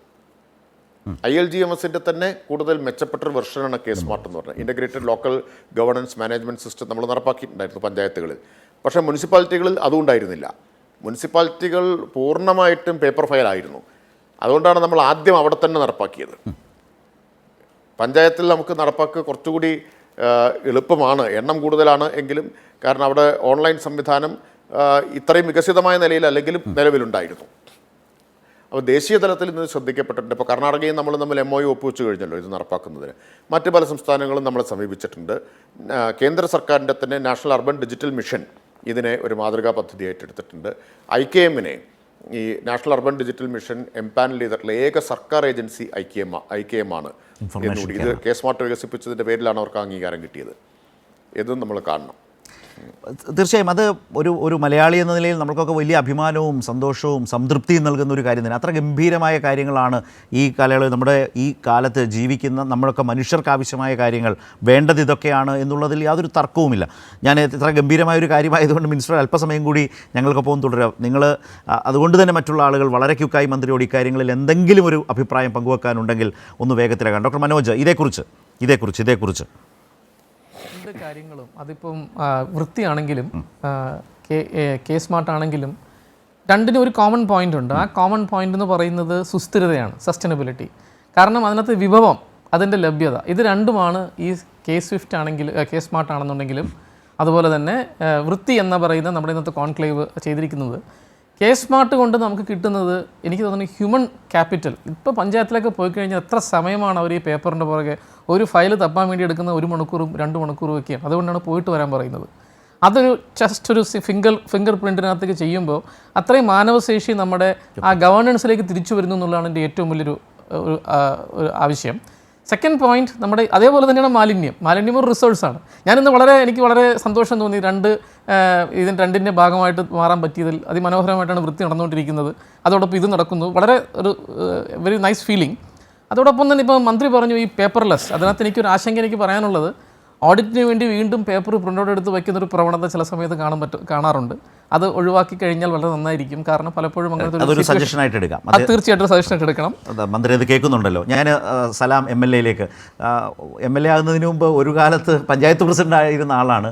ആ പഞ്ചായത്ത് പ്രസിഡന്റ് ആയിരിക്കുമ്പോൾ ആളുകൾ എത്തുന്നു, അവരുടെ ആവശ്യങ്ങൾ വേഗത്തിൽ ചെയ്തു കൊടുക്കാൻ പറ്റാത്ത ഒരു കാലം അത് നന്നായി അനുഭവിക്കുകയും മനസ്സിലാക്കുകയും ചെയ്ത ആളാണല്ലോ. എന്ത് തോന്നുന്നു? എന്ത് ആശ്വാസം, എന്ത് അഭിമാനം, എന്ത് സംതൃപ്തി, എന്താണ് MLAക്ക് തോന്നുന്നത്? ശ്രദ്ധ, ഞാൻ വൈകി വന്നാണ് കയറിയത്. അപ്പോൾ ഞാൻ വരുന്ന വഴിക്ക് എൻ്റെ തൊട്ട് മുമ്പിൽ ഒരു ബൈക്ക് ഒരു കുട്ടി ആക്സിഡൻ്റ് ആയി. ഞാൻ പിന്നെ എൻ്റെ വണ്ടിയിൽ ഹോസ്പിറ്റലിൽ കൊണ്ടുപോയിട്ട് തിരിച്ച് വന്നുകൊണ്ടാണ് ഇച്ചിരി വൈകിയത്. അതിൽ ഒന്ന്, ഈ ചർച്ച ഇങ്ങനെ കൈരളി സംഘടിപ്പിച്ചതിനെ പ്രത്യേകമായി അഭിനന്ദിക്കുന്നു. മറ്റൊന്ന്, ബഹുമാനപ്പെട്ട മന്ത്രി തന്നെ നമ്മുടെ ചർച്ചയിൽ നേരിട്ട് പങ്കെടുത്തു. അദ്ദേഹം തന്നെ അതിൻ്റെ ഒരു ഏതാണ്ട് എല്ലാ പ്രധാനപ്പെട്ട ഭാഗം അദ്ദേഹം സ്വാഭാവികമായിട്ട് പറഞ്ഞിട്ടുണ്ട്. അടിസ്ഥാനപരമായിട്ടുള്ള കാര്യം, നമ്മുടെ സാങ്കേതിക വിദ്യയുടെ വളർച്ച, ശാസ്ത്രത്തിൻ്റെ വളർച്ച, അതിൻ്റെ സൗകര്യങ്ങൾ നമ്മുടെ സമൂഹത്തിലെ ഏറ്റവും സാധാരണ മനുഷ്യർക്ക് വേണ്ടി ഉപയോഗപ്പെടുത്തുക എന്ന കൃത്യമായൊരു ഇടതുപക്ഷ കാഴ്ചപ്പാട് ഗവൺമെൻറ് നടപ്പാക്കുന്നു എന്നുള്ളതാണ് ഏറ്റവും പ്രധാനപ്പെട്ടൊരു കാര്യം. ടെക്നോളജിയുടെ വളർച്ചയെല്ലാം ഇന്ത്യയിൽ, ലോകത്തെല്ലാം മുതലാളിത്ത വളർച്ചയ്ക്ക് വേണ്ടി ഉപയോഗപ്പെടുത്തുന്ന കാലത്ത് അതിന് തീർത്തും വിപരീതമായി ഒരു ബദൽ മാതൃകയായി തന്നെയാണ് കേരളത്തിലെ ഓരോ മേഖലയിലും, വിശേഷിച്ചിപ്പോൾ തദ്ദേശ സ്വയംഭരണ വകുപ്പിൻ്റെ ഭാഗമായി വളരെ മാതൃകാപരമായി കെ സ്മാർട്ട് എന്ന സംവിധാനത്തിലൂടെ ഇപ്പോൾ നിശ്ചയമായിട്ടും വന്നിട്ടുള്ളത്. അതിലെ ബഹുമാനപ്പെട്ട മന്ത്രി അവസാന ഭാഗത്ത് പറഞ്ഞ് വളരെ പ്രധാനപ്പെട്ട കാര്യമാണ്. അതിൻ്റെ സർവീസിനെ കുറിച്ചാണ് ആദ്യ ഭാഗം അദ്ദേഹം കൂടുതൽ സംസാരിച്ചു. അവസാന ഭാഗം പറഞ്ഞ അഴിമതിയുമായി ബന്ധപ്പെട്ട കാര്യമാണ്. നമ്മുടെ കേരളത്തിലെ രാഷ്ട്രീയ രംഗത്ത്, ഭരണരംഗത്തുള്ള അഴിമതി അവസാനിപ്പിക്കാൻ 2016 അധികാരമേറ്റ ഇടതുപക്ഷക്കാലം തൊട്ട് കഴിഞ്ഞു. എന്നാൽ ഉദ്യോഗസ്ഥ മേഖലയിൽ ഇപ്പോൾ അഴിമതി തുടരുന്നുണ്ടായിരുന്നു കുറേയൊക്കെ. അത് ഏതാണ്ട് അതിൻ്റെ സാധ്യതകളെ പൂർണ്ണമായി ഇല്ലാതാക്കാൻ പറ്റുന്ന ഒരു സന്ദർഭം കൂടിയാണ് കെ സ്മാർട്ടിലൂടെ കൈവന്നിരിക്കുന്നത്. ഇപ്പോൾ പെർമിറ്റുമായി ബന്ധപ്പെട്ട് അദ്ദേഹം കണക്ക് പറഞ്ഞു. മണിക്കൂർ വരുമ്പോൾ 300 ചതുരശ്ര അടി അതിക്ക് താഴെ ഉള്ള ആ അളവിൽ വരുന്ന, വളരെ കുറഞ്ഞ അളവിലേക്ക് വരുന്നതെല്ലാം ഏതാനും മണിക്കൂറുകൾ കൊണ്ട് തന്നെ അതിൻ്റെ പെർമിറ്റ് കരസ്ഥമാക്കാൻ പറ്റുന്ന സാഹചര്യം വരുന്നു. എന്നുവ അളവ് പറയുന്നതിൻ്റെ അടിസ്ഥാനം, സാധാരണ മനുഷ്യർ ഉണ്ടാക്കുന്ന വീട് നിർമ്മിക്കാൻ പോകുമ്പോൾ അത് ഏറ്റവും വേഗതയിൽ അവർക്ക് പെർമിറ്റ് ലഭ്യമാക്കാൻ പറ്റുന്ന സിസ്റ്റത്തിലേക്ക് നമ്മൾ മാറി. പലപ്പോഴും നഗരസഭയിലും പഞ്ചായത്തിലുമൊക്കെ അഴിമതിയുടെ സാധ്യത തുറക്കുന്ന ഒരു പ്രധാനപ്പെട്ട ഒരു ഇടമെന്ന് പറയുന്നത് ബിൽഡിംഗ് പെർമിറ്റുമായി ബന്ധപ്പെട്ടും കംപ്ലീഷനുമായി ബന്ധപ്പെട്ട പല കാര്യങ്ങളുമാണ്. അതിൽ അഴിമതിക്കാരായ ചില ഉദ്യോഗസ്ഥന്മാർ സ്വാഭാവികമായും ഇത്തരം സന്ദർഭത്തെയാണ് ഉപയോഗിച്ച് അഴിമതി കാട്ടിക്കൊണ്ടിരിക്കുന്നത്. അത് ഏതാണ്ട് പൂർണ്ണമായും ഇല്ലാതാക്കുന്ന ഒരു അഴിമതിക്കാരൻ ആയിട്ടുള്ള, അല്ലെങ്കിൽ ആ സ്വഭാവം നല്ലപോലെയുള്ള ഉദ്യോഗസ്ഥന് പോലും ഇതിനകത്ത് സാധ്യതയില്ല എന്ന നിലയിലേക്കാണ് ഇത് വരുന്നത്. മറ്റൊന്ന്, ഇത്തരം സർവീസുകൾ ആധുനികമായ സൗകര്യം സാധാരണക്കാർക്ക് ലഭ്യമാക്കാൻ വേണ്ടി തന്നെയാണ് ഗവൺമെൻറ് ഇപ്പോൾ കെ ഫോൺ നമ്മൾ ആരംഭിച്ചു. ഇപ്പോൾ പൂർണ്ണമായി എത്തിയിട്ടില്ല, പക്ഷേ കെ ഫോൺ കൂടി വന്ന് കേരളത്തിലെ മുഴുവൻ വീടുകളിലേക്കും അത്തരം സൗകര്യങ്ങൾ കൂടി കൈവന്നാൽ, നേരത്തെ ബഹുമാനപ്പെട്ട മന്ത്രി പറഞ്ഞ പോലെ ഒരു ഓഫീസിലും പോകാതെ കേരളത്തിലെ എല്ലാ വിഭാഗം മനുഷ്യർക്കും അവരുടെ സർവീസ് വീട്ടിലിരുന്ന് ഓൺലൈനായി ലഭ്യമാക്കാൻ നേടാൻ പറ്റുന്ന ഒരു സിസ്റ്റത്തിലേക്ക് പൂർണ്ണമായി വരുത്തുക എന്ന നിലയാണ്. ശരി, ഇതാണ് കേരളം മറ്റു പല രാജ്യങ്ങളോടുകൂടെ തന്നെ സാമ്യപ്പെടുത്തപ്പെട്ട നിലയിലേക്ക് എത്തുമെന്ന് നമ്മൾ പറയുന്നത്. സലം, ഞാൻ വരാം. കാരണം ഇതുപോലുള്ള ഒരു സന്ദർഭത്തിൽ വളരെ മികവോടെ ഒരു കാര്യം ആരംഭിക്കുമ്പോൾ എന്താണ് പബ്ലിക്കിൻ്റെ ഒരു പെർസെപ്ഷൻ, കാഴ്ചപ്പാട്, അല്ലെങ്കിൽ എന്ത് പറയുന്നു എന്ന് കേൾക്കാൻ മന്ത്രിമാർക്കൊക്കെ കിട്ടുന്ന ഒരു അവസരം കൂടി എന്ന തരത്തിലാണ് ഞാൻ അതിനെ ലഘുവായി ഇതിനെ ഉപയോഗിച്ചത്. പ്രേംകുമാറിന് കൂടി മന്ത്രിയോട് എന്താണ് പറയാനുള്ളത്? ചോദ്യമുണ്ടോ? എന്തെങ്കിലും നിർദ്ദേശങ്ങളുണ്ടോ? ചോദ്യമല്ല, എനിക്ക് ഭയങ്കര, ഞാൻ വളരെ ഹാപ്പിയാണ്. എന്താ വെച്ചാല് വൃത്തി കോൺക്ലേവ് സംഘടിപ്പിക്കുന്നത് എം പി രാജേഷാണ്. ഒരു മണ്ഡലം വൃത്തിയാക്കിയിട്ട് നിയമസഭയിൽ എത്തിയ ആളാണ് ഇപ്പൊ കേരളം മുഴുവൻ വൃത്തിയാക്കുന്ന യജ്ഞത്തിലേക്ക്. പക്ഷെ നാളെ മുതൽ ഗവൺമെന്റും മന്ത്രിയും ഫേസ് ചെയ്യാൻ പോകുന്ന ചോദ്യങ്ങൾ ഭയങ്കര രസമായിരിക്കും. അതായത് വില്ലേജ് ഓഫീസിൽ പോയി വരി നിൽക്കുന്നതിന്റെ നൊസ്റ്റാൾജി ഇല്ലാതായി പോവുകയാണ്. 12 മണിക്കൂർ കൊണ്ട് ട്രെയിനിൽ യാത്ര ചെയ്യുന്നതിന്റെ നൊസ്റ്റാൾജി ഇല്ലാതായി പോകുമെന്ന് പറഞ്ഞിട്ട് സിൽവർ ലൈൻ വേണ്ടാന്ന് പറഞ്ഞതുപോലെയുള്ള ഒരു കാര്യം അത് കേൾക്കേണ്ടി വരും. അതിന് സമാധാനം പറയേണ്ടി വരും ഞാൻ വിചാരിക്കുന്നു. പിന്നെ വലിയൊരു ചോദ്യം വരാൻ സാധ്യതയുള്ളത്, നിങ്ങൾ ഈ പറഞ്ഞ കോടിക്കണക്കിന് ഫയലുകളിലെ ഡാറ്റയൊക്കെ എങ്ങനെയാണ് അമേരിക്കയ്ക്കൊക്കെ വിൽക്കാൻ പോകുന്നത് എന്നുള്ളതിനെ പറ്റിയിട്ട് യാതൊരു സംശയവും വേണ്ട. നാളെ മാത്യു കുഴൽനാടൻ പത്രസമ്മേളനം നടത്താൻ എല്ലാ സാധ്യതയുണ്ട്. UDF അടുത്ത തവണ വരികയാണെങ്കിൽ ഈ പരിപാടി മുഴുവൻ അവസാനിപ്പിക്കുമെന്ന് നാളെയോ മറ്റന്നാളോ നമുക്ക് പ്രഖ്യാപനം കേൾക്കുകയും ചെയ്യാം. ഇതിനെയും കൂടെ നേരിടേണ്ടി വരും MP രാജേഷ് പത്രക്കാരുടെ മുന്നിലും ചാനൽ ചർച്ചയിൽ അല്ലെങ്കിലും എന്ന് ഞാൻ വിചാരിക്കുന്നു. കാരണം അത്രയും ഫണ്ണിയായ രീതിയിലാണ് കേരളത്തിലെ മീഡിയയും കേരളത്തിലെ UDFും ഇങ്ങനെയുള്ള ഇന്നോവേറ്റീവായ ചേഞ്ചസിനോടെല്ലാം റെസ്പോണ്ട് ചെയ്യുന്നത്. അതും കൂടി എന്താ പറയുക, അതും കൂടി ഫേസ് ചെയ്യാനുള്ള ഒരു റെസിലിയൻസ് ഉണ്ടാവട്ടെ എന്ന് എനിക്ക് സന്തോഷത്തോടെ പറയാനുണ്ട്. എന്ത് മറുപടി മിനിസ്റ്റർ ഈ റെസ്പോൺസിൽ നിന്ന്, ഈ പ്രതികരണങ്ങളിൽ നിന്ന്?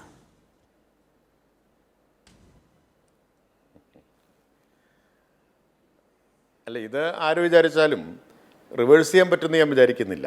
കാരണം ആളുകൾ ഈ അവരുടെ അനുഭവത്തിൻ്റെ അടിസ്ഥാനത്തിൽ ഇതിൻ്റെ ഗുണഭോക്താക്കളാവുമല്ലോ.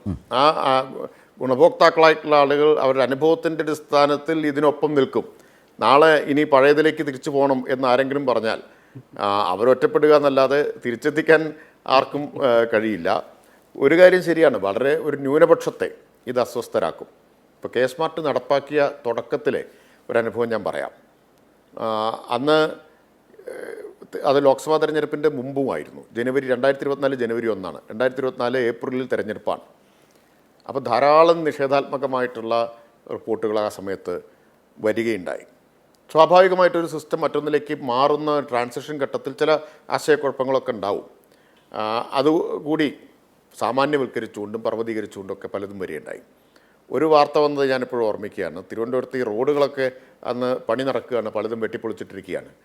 ആ വെട്ടിപ്പൊളിച്ചിട്ട റോഡുകളുടെ പടം കൊടുത്തിട്ട് അതിൻ്റെ തലക്കെട്ട്, വാർത്തയുടെ തലക്കെട്ട് ഇതോ കെ സ്മാർട്ട് എന്നായിരുന്നു.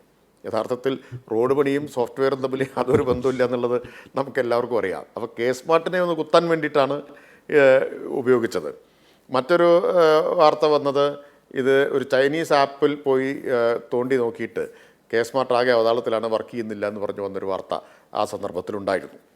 മറ്റൊരു സംഭവം ഉണ്ടായത്, ഇപ്പോൾ ഒരു നഗരസഭയിൽ ഈ ബിൽഡിംഗ് ഡിമോളിഷന്, സാധാരണ ചട്ടപ്രകാരം ബിൽഡിംഗ് ഡിമോളിഷന് ഇൻറ്റിമേഷൻ മാത്രമേ ആവശ്യമുള്ളൂ, പെർമിഷൻ എടുക്കേണ്ട കാര്യമില്ല.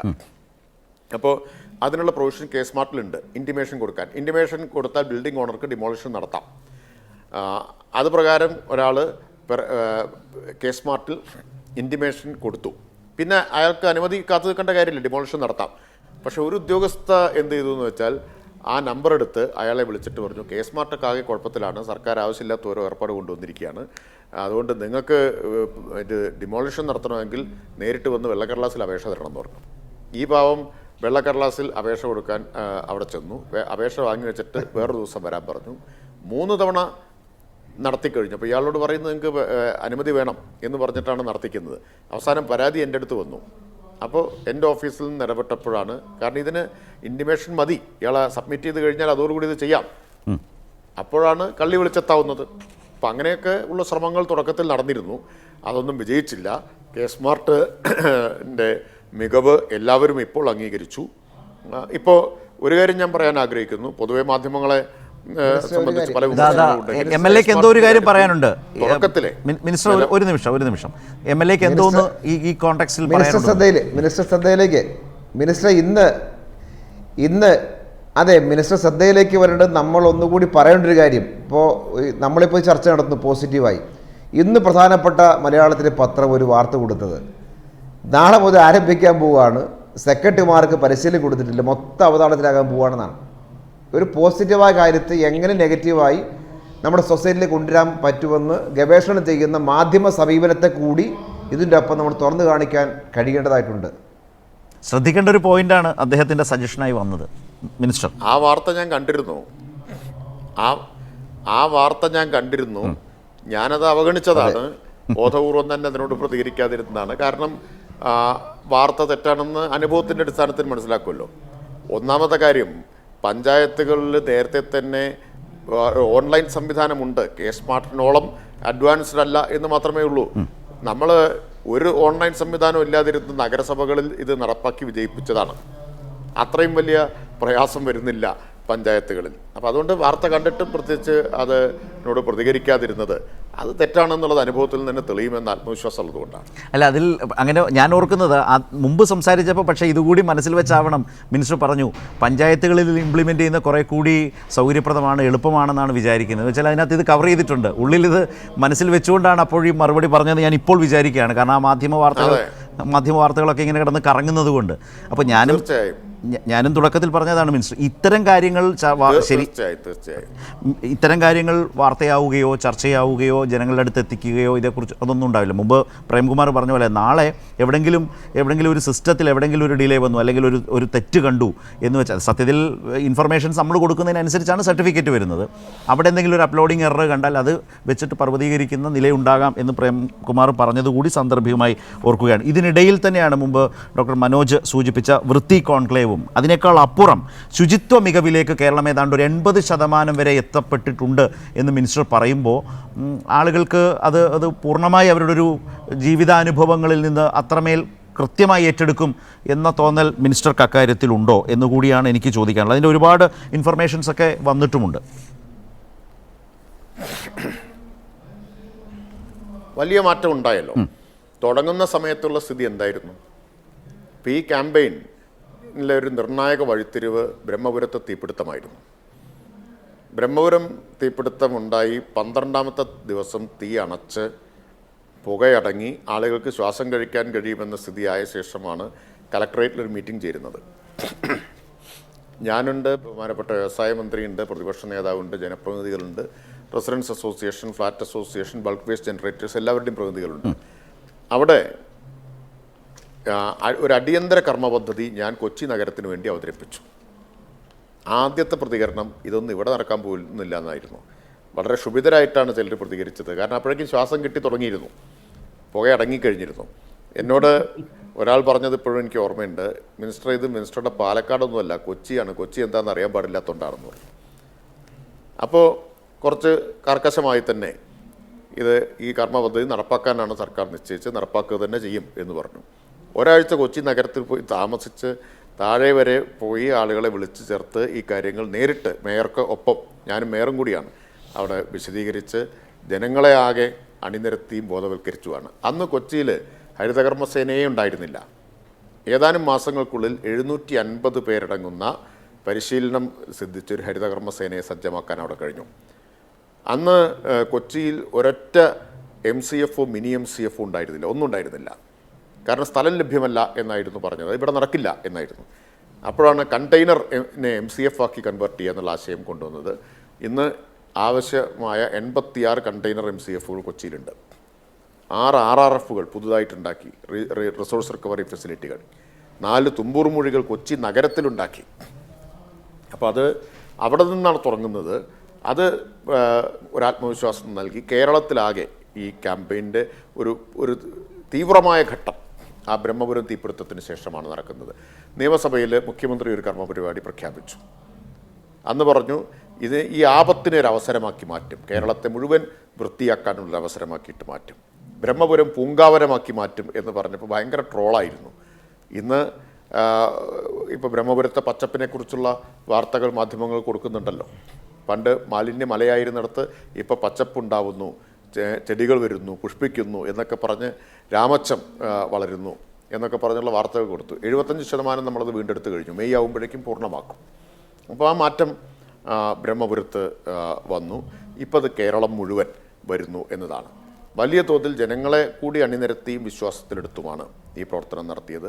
2 സർവകക്ഷി യോഗം മുഖ്യമന്ത്രിയുടെ നേതൃത്വത്തിൽ ഇതിനുവേണ്ടി വിളിച്ചു ചേർത്തു. ജില്ലാ തലത്തിൽ എത്രയോ അവലോകന യോഗങ്ങൾ മന്ത്രി തലത്തിൽ നടത്തുകയുണ്ടായി. ഏറ്റവും താഴെ വരെ പോയി പിന്നിൽ നിൽക്കുന്ന തദ്ദേശ സ്ഥാപനങ്ങളുടെ പട്ടിക പ്രത്യേകം തയ്യാറാക്കി അവരെ പ്രത്യേകം വിളിച്ചു ചേർത്ത് മന്ത്രിതലത്തിലുള്ള റിവ്യൂ നടത്തുകയുണ്ടായി. അപ്പോൾ ആ നിലയിലുള്ള വലിയൊരു എഫർട്ട് എല്ലാവരെയും യോജിപ്പിച്ചുകൊണ്ട് കക്ഷി രാഷ്ട്രീയ വ്യത്യാസമില്ലാതെ സർക്കാർ എടുത്തിട്ടുണ്ട്. അതിൻ്റെ മാറ്റം എന്താണ്? ഈ വർഷം റെക്കോർഡ് മാലിന്യ നീക്കമാണ് ഉണ്ടായത്. 66,166 ടൺ മാലിന്യമാണ് നീക്കം ചെയ്തത് ക്ലീൻ കേരള കമ്പനി വഴി. അത് നീക്കം ചെയ്തിരുന്നില്ലെങ്കിലോ ഇതെവിടെ വരും? നമ്മുടെ പൊതുസ്ഥലങ്ങളിൽ വരും, നമ്മുടെ റോഡുകളിൽ വരും. അതാണ് വ്യത്യാസം. ഇപ്പോൾ ഹരിതകർമ്മസേന ബ്രഹ്മപുരം തീപിടുത്തത്തിന് മുമ്പ് 47% മാത്രമായിരുന്നു കവറേജ്, വാതിൽപ്പടി കവറേജ്. ഇപ്പോൾ 99%. 99%ത്തിലേക്ക് എത്തി. ഇത്രയും കളക്ഷൻ നടക്കുന്നില്ലെങ്കിൽ ഈ മാലിന്യം എവിടെ വരുമായിരുന്നു എന്ന് നമ്മൾ ഓർക്കണം. ഇത് റോട്ടിൽ വരുമായിരുന്നു, പൊതുസ്ഥലങ്ങളിൽ വലിച്ചെറിയപ്പെടുമായിരുന്നു, നമ്മുടെ ജലാശയങ്ങളിൽ വലിച്ചെറിയപ്പെടുമായിരുന്നു. 88 ലക്ഷം വീടുകളിൽ നിന്ന് ശേഖരിക്കുകയാണ് മാലിന്യം. കൊടുക്കുന്നതിനെതിരെ വലിയ റെസിസ്റ്റൻസ് ആയിരുന്നു ഉണ്ടായിരുന്നത്. മിനിസ്റ്റർ, ഒരു കാര്യം നമുക്ക് വേഗത്തിൽ അവസാനിപ്പിക്കാം. അതായത് 88,27,270 വീടുകളിലും സ്ഥാപനങ്ങളിലുമാണ് ഹരിതകർമ്മസേന മാർച്ച് മാസത്തിൽ. അത് വളരെ ഇങ്ങനെയൊക്കെ കണക്ക് നമുക്ക് നാട്ടിൽ പറയാൻ പറ്റുന്നുണ്ട്, അവതരിപ്പിക്കാൻ പറ്റുന്നുണ്ട് എന്നൊക്കെ പറയുന്നത് വലിയ കാര്യം തന്നെയാണ്. അത് അങ്ങനെയാണ് ഒരു സിസ്റ്റം എങ്ങനെ പോകുന്നു എന്നതിനെ സംബന്ധിച്ച് ആളുകൾക്കൊരു വലിയ കോൺഫിഡൻസ് ഉണ്ടാകുന്ന അവിടെയാണ്. അജൈവ മാലിന്യം ശേഖരിച്ചു.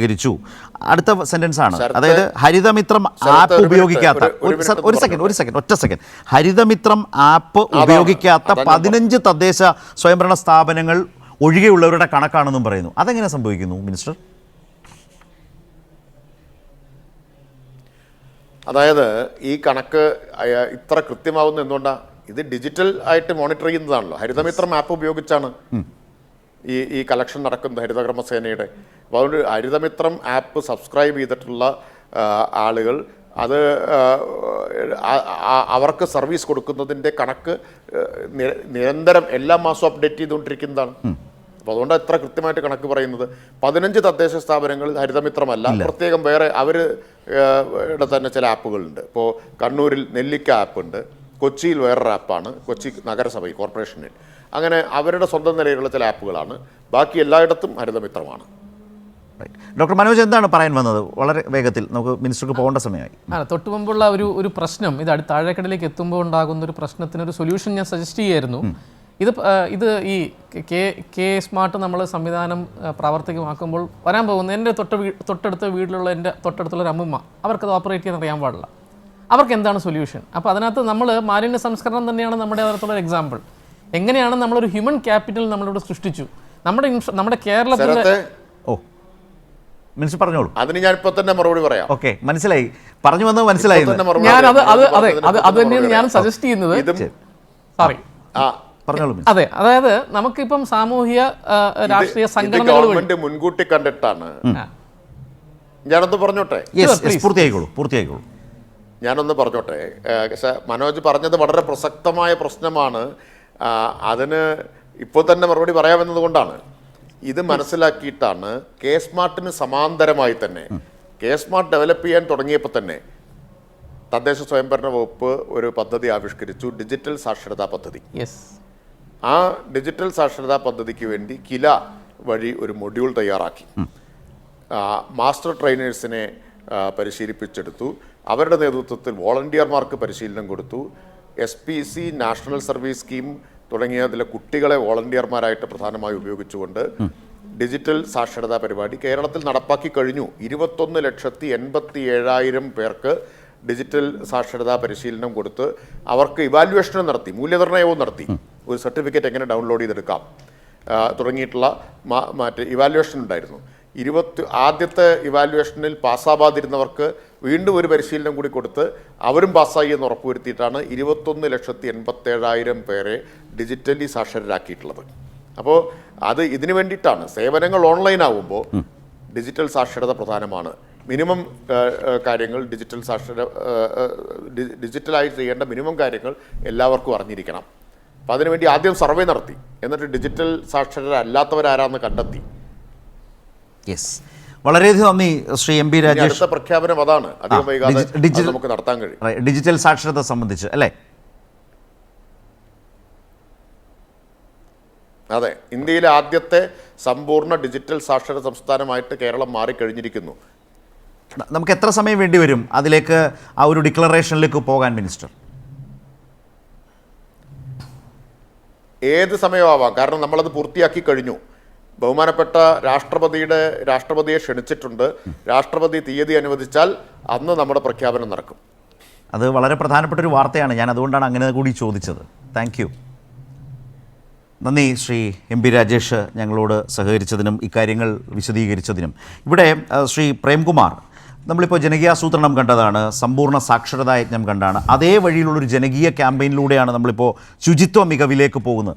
കൃത്യമായ സ്റ്റാറ്റിസ്റ്റിക്സ് ഉണ്ട്. അത് എന്തെങ്കിലും തരത്തിലുള്ളൊരു തള്ളു സ്റ്റേറ്റ്മെൻറ്റുകളല്ല.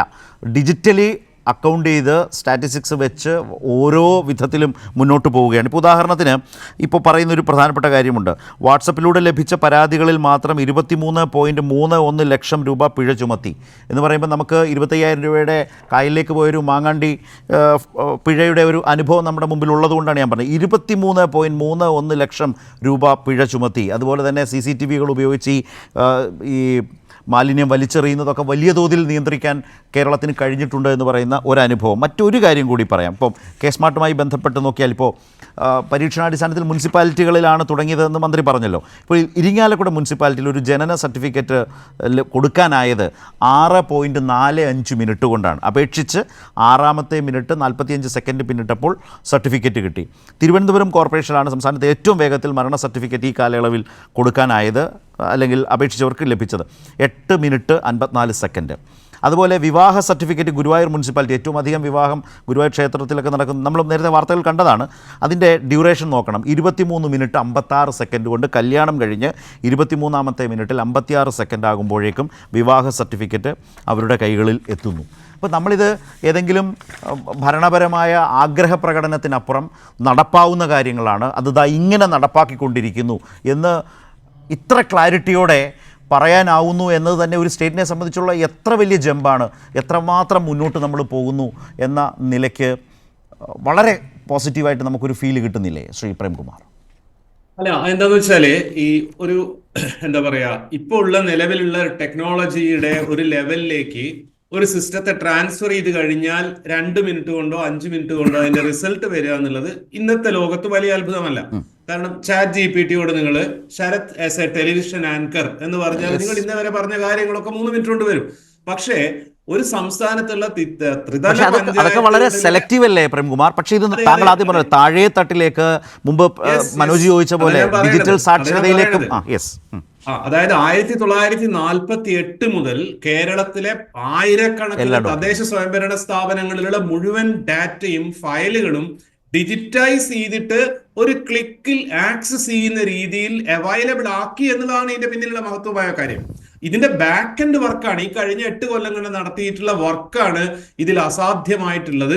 ഇപ്പം ഈ 8 മിനിറ്റ് കൊണ്ട് നമ്മൾ ATM-ൽ എന്താ പറയാ, കാർഡ് ഇട്ടാൽ അപ്പൊ പൈസ കിട്ടും, ഗൂഗിൾ പേയിൽ ഞെക്കിയാൽ അപ്പൊ പൈസ പോകുന്നുള്ളത് അത് വളരെ സിമ്പിൾ ആയിട്ട് തോന്നുന്നതാണ്. അതിന്റെ പിറകിൽ നടക്കുന്ന വലിയൊരു എഫേർട്ട് ഉണ്ട്. ആ എഫേർട്ട് എന്നുള്ളത് ഈ കഴിഞ്ഞ 8 വർഷം കൊണ്ട് ചെയ്തെടുത്തിട്ടുള്ള കാര്യമാണ്. വളരെ സിസ്റ്റമാറ്റിക് ആയിട്ട് ഡോക്ടർ മനോജിനെ പോലെയുള്ള അങ്ങനെയുള്ള 100 കണക്കിന് ആളുകളുടെ എല്ലാവിധ ഇന്ററാക്ഷൻസോടെ ചെയ്തിട്ടുള്ള വലിയൊരു അച്ചീവ്മെന്റ് ആണ്.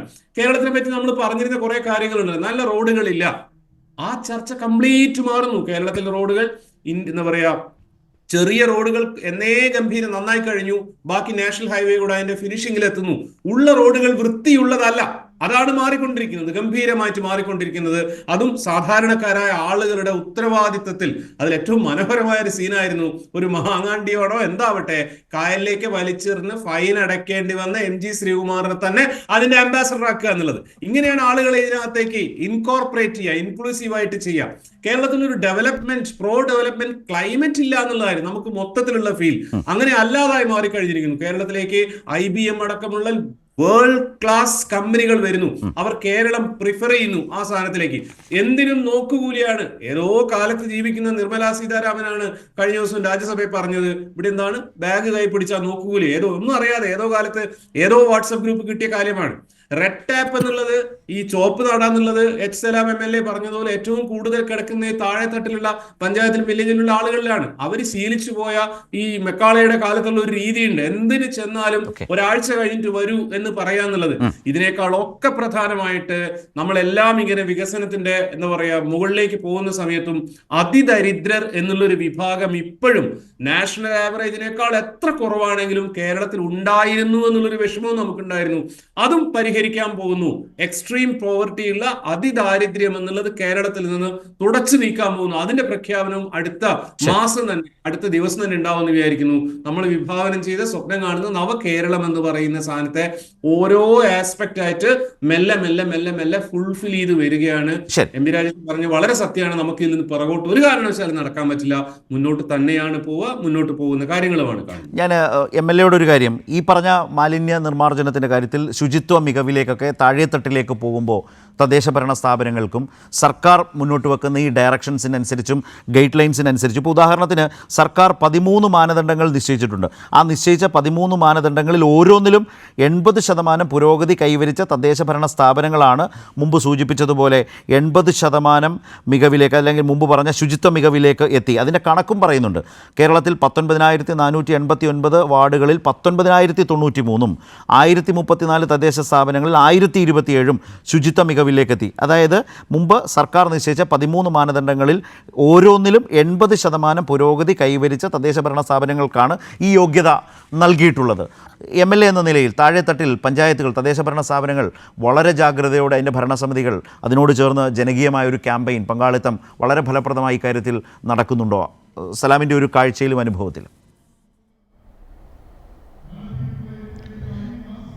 നിശ്ചയമായും ശരത്തെ അത് വളരെ പ്രധാനപ്പെട്ടൊരു കാര്യമാണ്. ഇപ്പോൾ നമ്മൾ ഈ ഡാറ്റാ സഖീന് പറയാൻ കഴിയുന്നതിൻ്റെ അടിസ്ഥാനം ഇതിൻ്റെ ഏറ്റവും ജനകീയമായ വിജയമാണ്.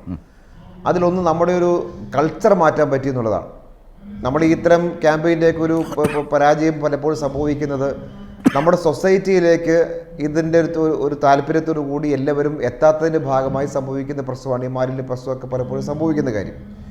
ഇന്ന് കേരളത്തിലെ തദ്ദേശ സ്വയംഭരണ സ്ഥാപനങ്ങളിലെ ജനപ്രതിനിധികൾ, അവിടുത്തെ ഉദ്യോഗസ്ഥന്മാർ, അവർക്കൊരു കൾച്ചർ ചേഞ്ച് ഉണ്ടായി.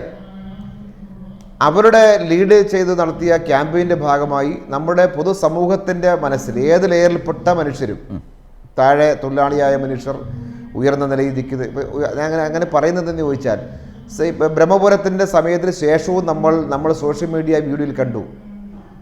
വലിയ വിലപിടിപ്പുള്ള കാറിൽ കൊണ്ടുവന്നിട്ട് കിറ്റിനകത്ത് ഇത് മാലിന്യം കൊണ്ടുവന്ന് വലിച്ചെറിഞ്ഞിട്ട് പോകുന്നത് നമ്മുടെ ഒരു അല്പം മോശമാണെന്ന് തോന്നിയാലും നമ്മൾ കേരളത്തിൽ മുദ്രാവാക്യമായി പറഞ്ഞു വലിച്ചെറിയൽ മുക്ത കേരളം എന്ന് പറഞ്ഞു.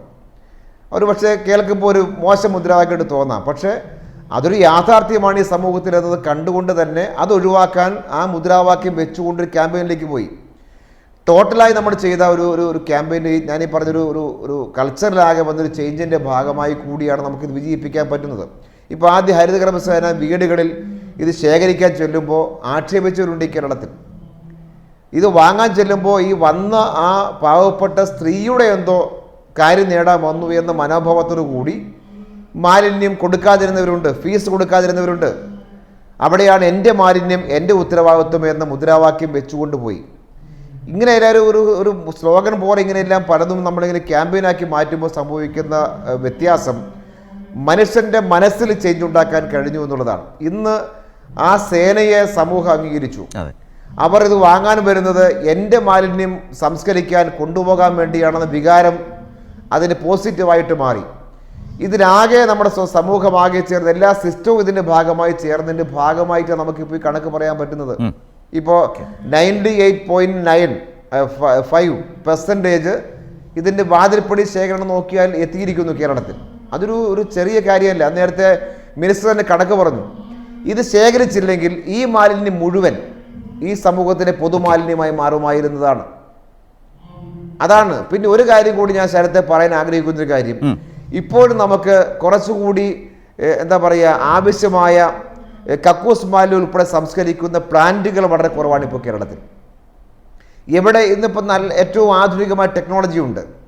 അത് മറ്റ് തൊട്ട് സമീപത്ത് പോലും യാതൊരു പ്രശ്നവുമില്ല. അത് ട്രീറ്റ് ചെയ്യപ്പെടുന്നതിൻ്റെ വെള്ളം പോലും മോശമായ വെള്ളമല്ല, നല്ല വെള്ളമാക്കി ഉപയോഗിക്കാൻ പറ്റുന്ന നിലയിലേക്ക് വരുന്നു.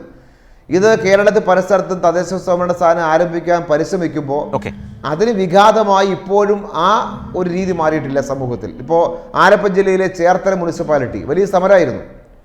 പക്ഷെ വളരെ സ്ട്രോങ് ആയി ഗവൺമെൻറ്റും നഗരസഭയും രാഷ്ട്രീയമായ നിലപാട് ഉൾപ്പെടെ നമ്മൾ സ്വീകരിച്ച് കഴിഞ്ഞ 2 ആഴ്ചയ്ക്ക് മുമ്പ് ബഹുമാനപ്പെട്ട മന്ത്രി വന്ന് ഉദ്ഘാടനം ചെയ്തു. കോഴിക്കോട് സമരമുണ്ടായി. ഇപ്പോൾ നിയമസഭയിൽ ഇതിനനുകൂലമായി പ്രസംഗിച്ച് പോകുന്ന രാഷ്ട്രീയ പാർട്ടിയിൽപ്പെട്ട ആളുകൾ തന്നെ ഇവിടുന്ന് ട്രെയിൻ കയറി വന്ദേഭാരതി കയറി കോഴിക്കോട് പോയാൽ അവിടെ പോയി സമരത്തിൻ്റെ കൂടെ നിൽക്കുന്ന ഒരു തെറ്റായ രീതി ഉണ്ടായിരുന്നു ഇത്തരം രാഷ്ട്രീയ പാർട്ടികൾ. അപ്പോൾ ആ നിലയ്ക്കെല്ലാം ഉള്ള രീതികൾ ഇപ്പോൾ ഒറ്റപ്പെട്ടതെന്നൊക്കെ വേണേൽ പറയാൻ പറ്റും എന്നത് കൂടി നമുക്ക് അവസാനിപ്പിക്കാൻ കഴിഞ്ഞാൽ ഭരണ പ്രതിപക്ഷ വ്യത്യാസമില്ലാതെ ഒരു രാഷ്ട്രീയ പ്രസ്ഥാനത്തിൻ്റെ കൂടി സംസ്കാരമായി ഇതിനെ പൊതുവായി അഡ്രസ്സ് ചെയ്യപ്പെടുക എന്ന സമീപനത്തിലേക്ക് വരണം. അതുകൂടി വന്നാൽ നമുക്ക് ഏതാണ്ട് സമ്പൂർണ്ണമായി നമുക്കിതിലേക്ക് എത്താൻ പറ്റും. നമുക്ക് പലപ്പോഴും സംഭവിക്കുന്ന പ്രശ്നം, പട്ടി ഓടിച്ചിട്ട് കടിക്കുമ്പോൾ മാലിന്യത്തെക്കുറിച്ച് ആലോചിക്കും നമ്മൾ, അപ്പോഴാണ് ആലോചിക്കുന്നത്. അപ്പോൾ ആ സമയത്തല്ലാതെ നമുക്ക് ഇത്തരം ഈ ക്യാമ്പയിൻ്റെ ഭാഗമായി പൊതുവായ സമൂഹത്തെ ആകെ നയിച്ചുകൊണ്ട് പോവുക എന്ന ഒരു ഉത്തരവാദിത്വം കൂടി ഇത് കണ്ടിന്യൂസ് ആയി ഈ നേടിയ നേട്ടത്തിൽ നിന്ന് വീണ്ടും മാലിന്യത്തിലേക്ക് തിരികെ പോകാതിരിക്കാൻ കഴിയുന്ന ജാഗ്രതയോടുകൂടി ഒരു വലിയ സ്റ്റെപ്പ് കൂടി ഇപ്പോൾ സലാം MLA സൂചിപ്പിച്ചതുപോലെ ഇത്തരം വലിയ കാര്യങ്ങൾ നാട്ടിൽ നടക്കുമ്പോൾ അത് ഈ ചർച്ചകളിലൂടെ മാധ്യമങ്ങളിലൂടെ ജനങ്ങളിലേക്ക് എത്തിക്കുന്നത് തന്നെ ഇത്ര ഗൗരവം ഇക്കാര്യങ്ങളിലുണ്ട്. മാലിന്യ നിർമ്മാർജ്ജനത്തിൽ ശുചിത്വ മികവിലേക്ക് കേരളം പോകുന്നു, അതിൻ്റെ കണക്കുകൾ ഇങ്ങനെയാണ്, മാറ്റം ഇങ്ങനെയാണ്, അതിനൊപ്പം സഞ്ചരിക്കേണ്ടവരാണ് നമ്മൾ ഓരോരുത്തരും എന്ന ബോധ്യം ഓരോരുത്തരിലും ഉണ്ടാവണം എന്നതുകൂടി കരുതിയാണ് വിചാരിച്ചും വേണ്ടി തന്നെയാണ് ഈ ചർച്ചകൾ മുന്നോട്ട് കൊണ്ടുപോകുന്നത്. ഡോക്ടർ CN മനോജ്, അവസാനമായി ഇതുമായി ബന്ധപ്പെട്ടൊരു കാര്യം, ഇപ്പോൾ നോക്കിയാൽ 88 ലക്ഷത്തിൽ പരം ഇടങ്ങളിൽ, അത് വീടുകളാണ്, സ്ഥാപനങ്ങളാണ്, ഇവിടെയെല്ലാം വാതിൽപ്പടി ശേഖരണമുണ്ട്. ഹരിതകർമ്മസേന 98.5%, അതാണ് കണക്ക്. അത് അതിഗംഭീരമായിട്ടുള്ള, നമ്മൾ താഴെത്തട്ടിലേക്ക് വളരെ സജീവമായി ഈ വാതിൽപ്പടി മാലിന്യ ശേഖരണത്തിൽ, അജൈവ മാലിന്യങ്ങളുടെ കാര്യത്തിൽ നീങ്ങുന്നു എന്നുള്ളതാണ് അതിനർത്ഥം. അതൊരു വലിയ നേട്ടമാണ്, അത് വലിയ മികവ് തന്നെയാണ്. എന്നാൽ നേരത്തെ MLA-യും നേരത്തെ പ്രേംകുമാറും ഒക്കെ സംസാരിച്ചപ്പോൾ പറഞ്ഞാൽ ഈ മാലിന്യ സംസ്കരണത്തിൻ്റെ ശുചിത്വ മികവിലെ കേരളത്തിൻ്റെ ഇനിയുള്ള വെല്ലുവിളികൾ എന്തൊക്കെയാണ്, അതുകൂടി കണ്ടുകൊണ്ട് വേണ്ടേ ഭാവി കാലത്തേക്ക് പോകാൻ. ഇപ്പോൾ ബ്രഹ്മപുരത്തിൻ്റെ ഒരു അനുഭവത്തിൽ നിന്ന് നമ്മൾക്കൊരു വലിയ തിരിച്ചറിവുണ്ടായി. നമ്മൾ വലിയ ദുരന്തത്തെ അല്ലെങ്കിൽ ആ അപകടത്തെ ഒരു വലിയ സാധ്യതയായി കണ്ടുകൊണ്ടാണ് സർക്കാർ ഒരു മാസ്റ്റർ പ്ലാനിലേക്ക് പോയത്. താങ്കൾ അതിനെ പൂർണ്ണമായി അത് മികവോടെ മുന്നോട്ട് പോകുന്നു എന്ന് വിലയിരുത്തുന്നയാളാണോ? കേരളത്തിൻ്റെ ഈ രംഗത്തെ വെല്ലുവിളികൾ, ശ്രദ്ധിക്കേണ്ട പ്രശ്നങ്ങളെക്കുറിച്ച് കൂടി ഒന്ന് ചുരുക്കി പറയാമോ? അതിൻ്റെ ഉത്തരം ഞാൻ പറയുമ്പോൾ കുറച്ചുകൂടി ക്ലിയർ ആവും. ഞാനിപ്പോൾ 5 സംസ്ഥാനങ്ങളിൽ വർക്ക് ചെയ്യുന്നുണ്ട്. അവിടെയൊക്കെ പോയി ഞാൻ കേരളത്തിൻ്റെ ആക്ടിവിറ്റീസ് പറയുമ്പോൾ അവർ വായും പൊളിച്ചിരിക്കുകയാണ്. കാരണം ഇത് ഇന്ത്യയാണോ? അപ്പോൾ ഞാൻ ഇങ്ങനത്തെ ചർച്ചകളിൽ ഞാൻ പറഞ്ഞിട്ടുണ്ട്, കേരളം ഒരു 30 വർഷം, ഇന്ത്യയുടെ 30 വർഷം മുമ്പിൽ പോയിക്കൊണ്ടിരിക്കുക ഈ ഒരു കാര്യത്തിൽ. അപ്പോൾ ഇവിടുത്തെ പ്രശ്നം എന്താ വെച്ച് കഴിഞ്ഞാൽ അത് തന്നെയാണ് നമ്മുടെ ഏറ്റവും വലിയ വെല്ലുവിളി. ഇപ്പോൾ നേരത്തെ പറഞ്ഞൊരു മാതൃക നമുക്കുണ്ടോ? നമ്മളാണ് മാതൃക. അപ്പോൾ നമ്മളാണ് ഇപ്പോൾ കിളച്ച് മുമ്പോട്ട് പോയിക്കൊണ്ടിരിക്കുന്നത്. ബാക്കിയുള്ള രാജ്യം നമ്മളെ നോക്കിക്കൊണ്ടിരിക്കുകയാണ്. ഉദാഹരണം പറഞ്ഞു കഴിഞ്ഞാൽ കരീംനഗറിലൊരു ചർച്ചയ്ക്ക് ഞാൻ പറഞ്ഞു 600 കിലോമീറ്റർ നീളത്തിൽ 100 കിലോമീറ്റർ കറക്റ്റാണെന്ന് ഞാൻ വിചാരിക്കുന്നു ഡയമെൻഷൻസൊക്കെ ഉള്ള കേരളത്തിൽ ഡം സൈറ്റ് ഇല്ല എന്ന് പറഞ്ഞപ്പോൾ അവരിങ്ങനെ കണ്ണു മുഴിച്ചിരിക്കുകയാണ് അവർ. അപ്പോൾ ആ ലെവലിലേക്ക് നമ്മൾ പോയി. അപ്പോൾ അവിടെയുള്ള ഏറ്റവും വലിയൊരു പ്രശ്നം നമ്മുടെ എഡ്യൂക്കേഷൻ പോളിസി പോലെ രാജ്യത്തിന് മൊത്തമായിട്ടുള്ള എഡ്യൂക്കേഷൻ പോളിസിയാണ് അവർ അവിടുന്ന് പുറപ്പെടുവിക്കുന്നത്. അത് കേരളത്തിന് ബാധകമല്ല, കാരണം നമ്മളതൊക്കെ മുന്നേറിപ്പോയി കഴിഞ്ഞു. അപ്പോൾ അതുകൊണ്ട് മാലിന്യ സംസ്കരണത്തിന് കേന്ദ്രത്തിൽ ഉണ്ടാക്കുന്ന പോളിസികൾ കേരളത്തിന് ആക്ച്വലി ദർ ഇസ് ഒരു സാധ്യതയില്ലാത്തൊരു കാര്യമാണത്. അതാണ് നമ്മുടെ ഏറ്റവും ഒന്നാമത്തെ വെല്ലുവിളി. രണ്ടാമത്തെ വെല്ലുവിളി, നമ്മൾ ഇനി മുമ്പോട്ട് പോകുമ്പോൾ എന്താണ് നമ്മുടെ സ്റ്റാൻഡേർഡ്? അത് മാലിന്യ സംസ്കരണമാണോ, കാർബൺ റിഡക്ഷനാണോ, ക്ലൈമറ്റ് ചേഞ്ച് ആണോ, സസ്റ്റൈനബിലിറ്റി ആണോ? അപ്പോൾ നമ്മുടെ സ്റ്റാൻഡേർഡ്സ് ഉയർത്തേണ്ട ഒരു ലെവലിലേക്ക് എത്തി. ഇതൊരു കണ്ടിന്യൂസ് പ്രോസസ്സാണെന്നുള്ളത് നമ്മൾ അക്സെപ്റ്റ് ചെയ്യണം. അപ്പോൾ ഈ മാലിന്യ സംസ്കരണം എന്ന് പറയുന്നത് സുസ്ഥിരതയുടെ ഒരു അറ്റമാണ്, ഫസ്റ്റ് സ്റ്റാർട്ടിംഗ് പോയിൻ്റാണ്. അവിടെ നിന്ന് ജൈവകൃഷി, മെൻ്റൽ ഹെൽത്ത്, നമ്മളവിടെ എത്തിക്കഴിഞ്ഞു. നോക്കൂ, നമ്മളൊരു സ്റ്റെപ്പ് പോയി കഴിഞ്ഞാൽ എങ്ങനെയാണ് പ്രകൃതി നമ്മളെ തുറന്നു വിടുന്നതിൻ്റെ ഏറ്റവും നല്ലൊരു ഉദാഹരണമാണ് കഴിഞ്ഞ ഒരു മാസം കൊണ്ട് മെൻ്റൽ ഹെൽത്തിലേക്ക് നമ്മൾ എത്തുന്നത്. ഓക്കെ. അപ്പോൾ ഇതുപോലെ ഘട്ടം ഘട്ടമായിട്ട് ഇതൊരു സൈക്കിളാണ്. നല്ലൊരു സമൂഹം, നല്ലൊരു മെൻ്റൽ ഹെൽത്ത്, സസ്റ്റൈനബിലിറ്റി, ഉത്തരവാദിത്വം, ജനങ്ങൾ, ഇതൊരു സൈക്കിളിലേക്ക് എത്തുന്ന ഒരു ഘട്ടത്തിലേക്കാണ് ഞാൻ പറയുന്നത്. എനിക്ക് ഒരു പോയിന്റ് ഇതിനകത്ത് ആഡ് ചെയ്യാനുള്ളത്, എന്താണോ മാലിന്യ സംസ്കരണത്തിൽ നമ്മൾ ചെയ്ത അതേ സിസ്റ്റം, 2 കാര്യങ്ങളാണ് ചെയ്തത്. ഒന്ന്, നേരത്തെ MLA പറഞ്ഞ പോലെ നമ്മൾ ഉദ്യോഗസ്ഥരെയും അതുപോലെ തന്നെ ജനപ്രതിനിധികളെ എംപവർ ചെയ്തു. പക്ഷേ അതോടൊപ്പം നമ്മൾ ചെയ്തൊരു എംപവർമെൻറ്റാണ് ഈ സാമൂഹിക, രാഷ്ട്രീയ, സാമുദായിക സംഘടനകൾക്കൊരു എംപവർമെൻറ്റ് കൊടുത്തത്. ശരിക്കും പറഞ്ഞാൽ അവർ നന്നായിട്ട് ഡ്രൈവ് ചെയ്തു. എംപവർമെൻറ്റ് ഞാൻ പറയുമ്പോഴത്തേക്കും അവർ ഓണർഷിപ്പ് എടുത്തു. ആ ഓണർഷിപ്പ് നമുക്ക് ഈ 2 കാര്യങ്ങളിലും ചെയ്യാം. കെ സ്മാർട്ടിൻ്റെ കാര്യത്തിലാണെങ്കിൽ ചെയ്യാം. ഒരു കാര്യം കൂടി, സർക്കാർ സംവിധാനത്തിനെ പലപ്പോഴും വിമർശിക്കുന്ന ഒരാളാണ് ഞാൻ, എസ്പെഷ്യലി ഉദ്യോഗസ്ഥരെ. പക്ഷേ ഇതിനൊരു സല്യൂട്ട് കൊടുത്തേ പറ്റൂ. കാരണം ഇതിൻ്റെ ഒരു ക്വാളിറ്റി, നേരത്തെ ഡോക്ടർ പ്രേംകുമാർ പറഞ്ഞ പോലെ, ശ്രീ സലാം പറഞ്ഞ പോലെ, ഈ ചെയ്തിരിക്കുന്ന കെ സ്മാർട്ട് എന്ന് പറഞ്ഞ ആപ്പിൻ്റെ ഒരു quality, it's world class quality. അപ്പോൾ ഒരു സർക്കാർ സംവിധാനത്തിൽ ഇങ്ങനത്തെ ഒരു കാര്യങ്ങൾ ഉണ്ടാകും എന്നൊരു കോൺഫിഡൻസ് കൂടി ജനങ്ങൾക്ക് ഇത് കിട്ടിയിരിക്കുകയാണ്. റൈറ്റ്. ഏതായാലും നമ്മൾക്ക് എല്ലാവർക്കും ഈ ചർച്ചയുടെ ഭാഗമായി പ്രേംകുമാർ, H. സലാം, അതുപോലെ ഡോക്ടർ സി. മനോജ്, മന്ത്രി MP രാജേഷ് അടക്കമുള്ള ഈ സംവിധാനം മികവോടെ മുന്നോട്ട് കൊണ്ടുപോയ ഈ നേട്ടത്തിന് ഒരു ബിഗ് സല്യൂട്ട് നിശ്ചയമായും കേരളം നൽകേണ്ടതാണ്. ആ വലിയ അധ്വാനം, ആ മികവ്, വളരെ മികച്ച സാങ്കേതിക മുന്നേറ്റമാണ് കേരളം. അത് താഴെത്തട്ടിൽ വരെ എല്ലാ വിഭാഗം ജനങ്ങൾക്കും വലിയ ആവേശവും നേട്ടവുമാകുന്ന നിലയിലേക്കുള്ള വലിയ മാറ്റത്തിന് ഇടവരുത്തുന്നു എന്നത് തന്നെയാണ്. അതിൻ്റെ വിവിധ വശങ്ങളാണ് ഈ ചർച്ചയിൽ നമ്മുടെ മുമ്പിലേക്ക് വന്നത് എന്നതുകൂടിയാണ് ഏറെ സന്തോഷം നൽകുന്നത്. ന്യൂസ് ആൻഡ് ന്യൂസ് അവസാനിക്കുന്നു.